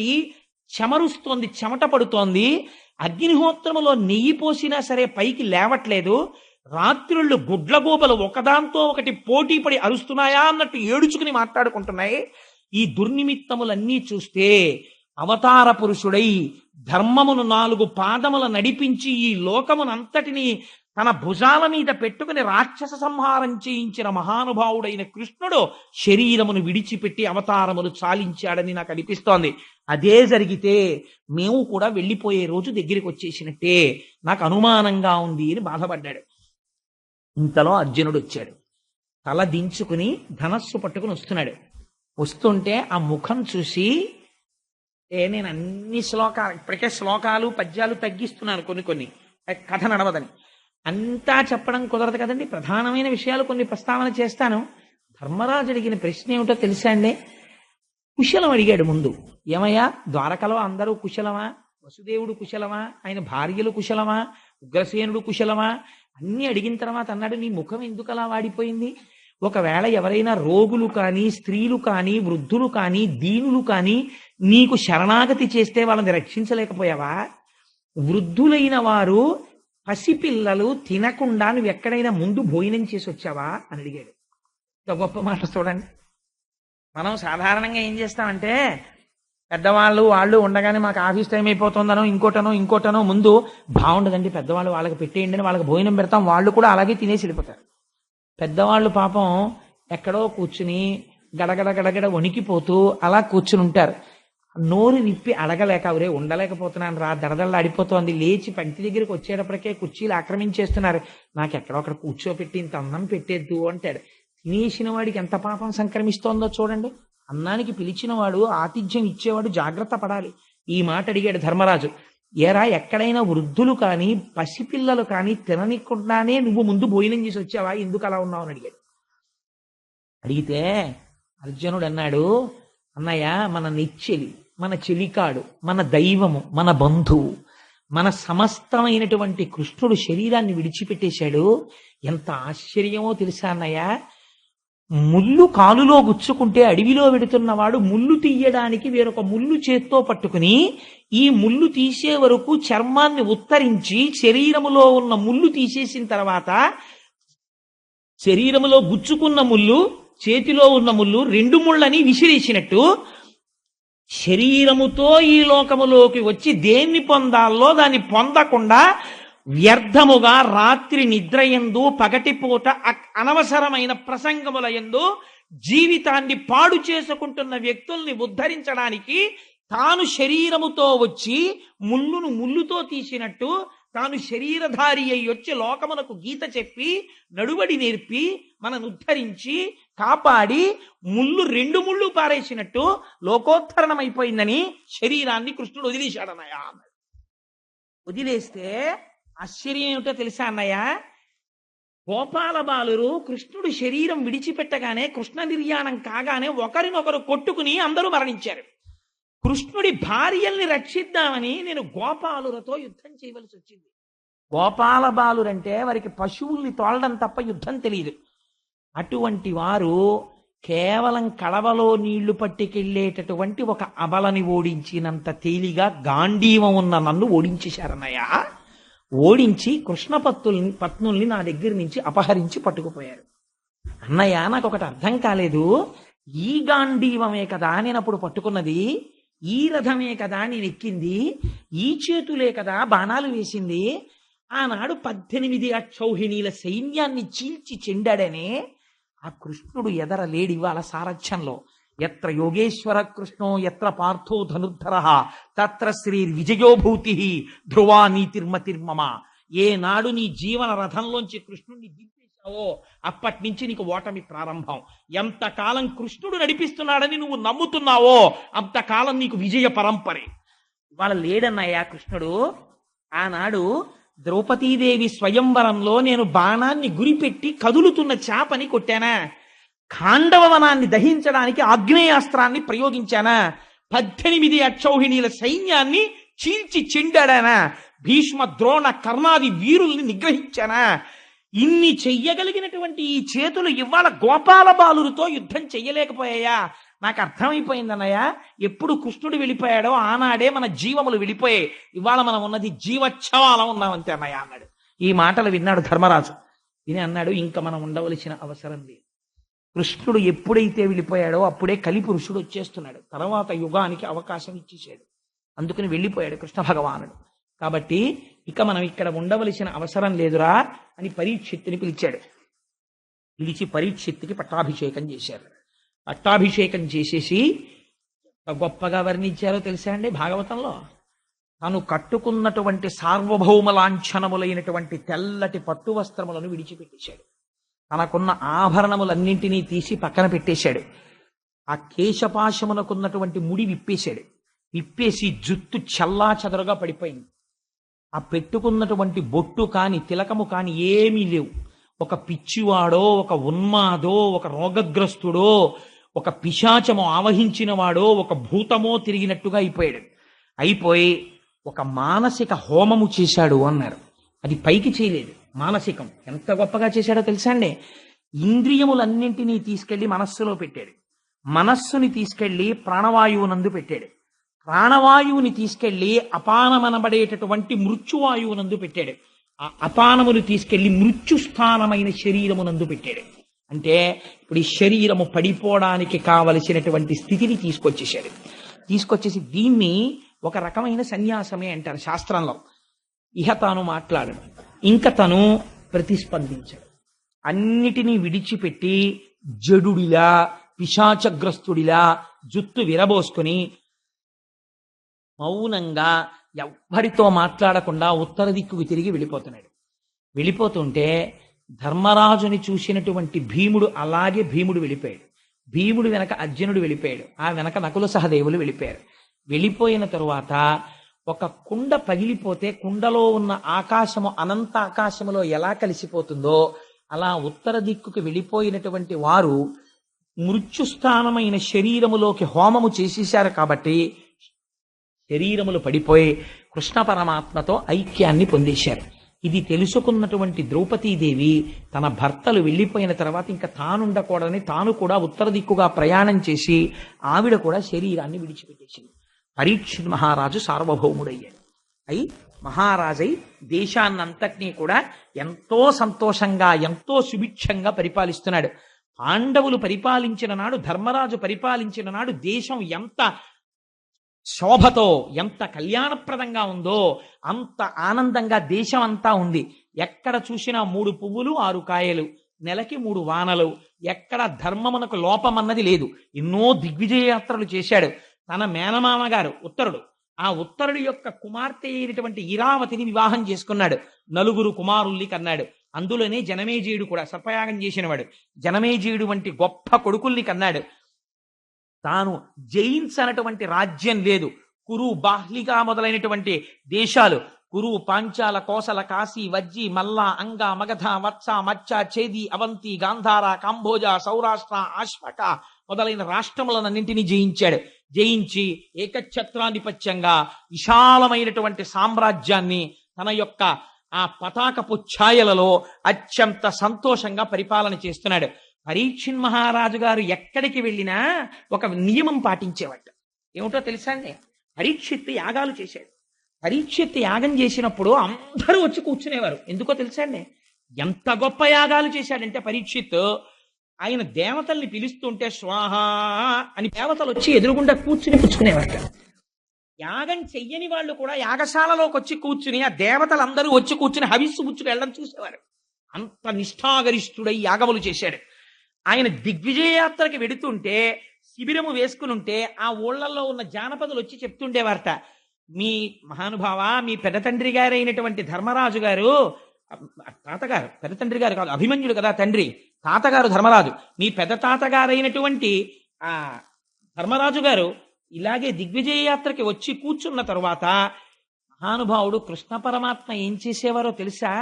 శిబిరంలో పాండవులందరూ నిద్రపోతుంటే తానొక్కడే కత్తి పైకి తీసి పాండవులకు ఆపద వస్తుందేమోనని నిద్రపోతున్న పాండవులకు తెలియకుండా కత్తి పట్టుకుని శిబిరం చుట్టూ తిరుగుతుండేవాడు. కృష్ణుడు అంత రక్షించాడయా మీ తాతల్ని. అదే కృష్ణుడు సారథ్యం చేస్తుంటే పాండవ మధ్యముడైనటువంటి అర్జునుడు ఒక్కొక్కసారి పిలవడం కోసమని తన పాదంతో డొక్కలో ఇలా తన్నాడు. తంతే వెనక్కి తిరిగి చూసి, ఫల్గుణ ఏ రథం ఎటు తిప్పాలి అని అడిగేవాడు. అర్జునుణ్ణి పిలిచి బావా అని హాస్యం ఆడేవాడు. కాళహస్తీశ్వర శతకంలో ధూర్జటి పొంగిపోతాడు. నే నిరూపముగా తలంతు మదిలో నిరూపమోకాలో. ఎంత ఆదరించాడండి నిజంగా పాండవుల్ని. మహాశివరాత్రి నాడు అర్జునుడు గబగబా పరిగెడుతున్నాడు పాలచం పట్టుకుని. బావా ఎక్కడికి పరిగెడుతున్నావు అన్నాడు. శివాలయానికి బావా, ఇవాళ శివరాత్రి అభిషేకం చేయాలన్నాడు. శివుడు శివాలయంలోనే ఉన్నాడు అనుకుంటున్నావా? ఇదిగో ఇక్కడ లేడా అని పంచ పైకి తీశాడు. మోచిప్పలో శివలింగం కనపడింది. అంత శివకేశవ అభేదం. కృష్ణ భగవానుడి మోచిప్పకి శివలింగాన్ని చూసి అర్జునుడు అభిషేకం చేశాడు. నీ రూపు మోకాలో అంటాడు ధుర్జటి. అంతటి మహాత్ముడు కంటిని రెప్ప ఎలా కాపాడుతుందో అలా కాపాడాడయా. పరీక్షిత్, నీకు ఆశ్చర్యకరమైన విషయం చెప్పనా? ఒక్కొక్కసారి కృష్ణుడు కన్నుల నీరు పెట్టుకుని, బావా మీలాంటి వాళ్ళు, మీలాంటి భక్తులు, మీలాంటి బంధువులు నాకు ఎక్కడ దొరుకుతారో, అని గభాలన వంగి మీ వాళ్ళ కాళ్ళు పట్టుకునేవాడయ్యా. అంత ప్రేమ చూపించాడు. కృష్ణ పరమాత్మతోడి జీవితముగా గడిపేశారు మీ తాతలు. అంత గొప్పవాళ్ళు. ఎంత అదృష్టవంతుడివని చెప్తేట పరీక్షిత్ కృష్ణ కథలు విని తన తాతలు కృష్ణుడితో గడిపినటువంటి మర్యాదాపురస్సరమైనటువంటి విశేషాలు విని కన్నుల నీరు కారిపోయి పొంగిపోతూ పట్టుబట్టలు తెప్పించి చీనాంబరాలు తెచ్చి పాండవులతో కృష్ణుడు గడిపినటువంటి రోజులు చెప్పిన వాళ్ళందరికీ బహుమానాలు ఇచ్చేవాట. అందుకని ఆయన ఎక్కడికైనా పెడితే చాలు, ఏమండి మీ తాతగారికి కృష్ణుడికి ఉన్న అనుబంధం ఒకటి చెప్పనా అని ఏదో సంఘటన చెప్పేవారు. పొంగిపోయి శభాష్ భలే చెప్పారా, మా తాతలు అలా తిరిగారా కృష్ణుడితో అని తీసుకొచ్చి బట్టలు పెట్టేవట్టే. ఆ కృష్ణుడి యొక్క పాదముల యందు నిరంతరము రమించిపోతుండేవాడు. అంతటి మహాత్ముడైనటువంటి పరీక్షిత్ పరిపాలిస్తుండగా లోకమంతా ప్రశాంతంగా అత్యంత ఆనందముతో ఉన్నది. నేను ఇవాళ ఇక్కడ ఎందుకు ముగిస్తున్నానంటే, ఉపన్యాసాన్ని ఎప్పుడూ కూడా ఒక మంగళముతో ప్రారంభించి మంగళంతో పూర్తి చేయడం మంచిది. ఇంకా నేను ఇది దాటాను అనుకోండి, వెంటనే అద్భుతమైన విషయాలు వచ్చేస్తాయి. అవి ఆపడం కష్టం. అసలు కలియుగం ఏమిటో, కలియుగంలో ఎందుకు మనసు లాగుతుందో, కలిపురుషుడి యొక్క ప్రభావం ఎలా ఉంటుందో, పరీక్షిత్ స్థానాలు ఎక్కడిచ్చాడో ఆ రహస్యాలు బయటకు వస్తాయి. అందుకని ఇవాళ ఈ మంగళం పరీక్షిత్తు పరమ సంతోషంగా పాలిస్తున్నాడు. అంత నామం వింటేనే పొంగిపోయినటువంటి కృష్ణ కథలో మనం కృష్ణుడి గురించి స్తోత్రం చేయకుండా వెళ్ళిపోతే మనం దోషభూయిష్ఠులం అయిపోండి. అందుకని అందరం చక్కగా స్వామి నామని చెప్పి బయలుదేరదాం. మీరందరూ ఎంత విశాలమైన హృదయం ఉన్నవాళ్ళు. ధూర్తుడు వీడు చెప్తే మేము వినడం ఏమిటని ఉండదు. పోన్లేరా చెప్పాడు విందామని వింటారు. మీ వంటి సంస్కారులకు నేను శిరస్సు వంచి నమస్కరించాలి. ఇక్కడే ఉన్నాడండి ప్రతిష్ఠ జరిగినటువంటి గురువాయూరప్ప కృష్ణ భగవానుడు. విని పొంగిపోవాలి, నా బిడ్డలు ఎంత స్తోత్రం చేస్తున్నారో అని. వసుదేవసుతం దేవం కంసచాణూరమర్దనం దేవకీ పరమానందం కృష్ణం వందే జగద్గురుం అతసీ పుష్ప సంకాశం హారనూపురశోభితం రత్నకంకణకేయూరం కృష్ణం వందే జగద్గురుం మందారగంధ సంయుక్తం చారుహాసం చతుర్భుజం బర్హి పింఛావచూడాంగం కృష్ణం వందే జగద్గురుం ఉత్పుల్ల పద్మపత్రాక్షం నీలజీమూత సన్నిభం యాదవానాం శిరోరత్నం కృష్ణం వందే జగద్గురుం రుక్మిణీకేళీ సంయుక్తం పీతాంబర శిశోభితం అవాప్త తులసీగంధం కృష్ణం వందే జగద్గురుం గోపికానాం కుచద్వంద్వం కుంకుమాంకితవక్షసం శ్రీనికేతం మహేశ్వాసం కృష్ణం వందే జగద్గురుం శ్రీవత్సాకం మహోరస్కం వనమాలా విరాజితం శంఖచక్రధరం దేవం కృష్ణం వందే జగద్గురుం కృష్ణాష్టకమిదం పుణ్యం ప్రాతరుద్ధాయ యః పఠేత్ కోటి జన్మ కృతం పాపం స్మరణేన వినశ్యతి. మీకొక్క రహస్యం చెప్పాలి.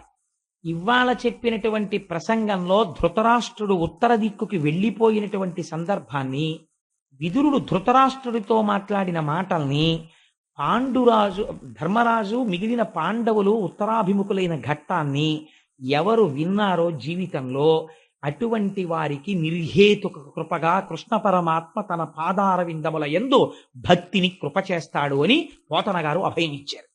అంత మహోత్కృష్టమైనటువంటి ఘట్టం ఆ ఘట్టం. చారిత్రాత్మకమైనటువంటి ఘట్టం రేపు ప్రారంభం అవుతుంది. ఎందుకంటే ఇంకా రేపటి నుంచి ధర్మదేవత సాక్షాత్కరించి మాట్లాడుతుంది. కలిపురుష ప్రవేశం. నిజంగా మాటలు ఎలా ఉంటాయో మన జీవితాన్ని సెల్యులాయిడ్ మీద చూపిస్తారు పోతన గారి రేపు. సర్వం శ్రీ ఉమామహేశ్వర పరబ్రహ్మ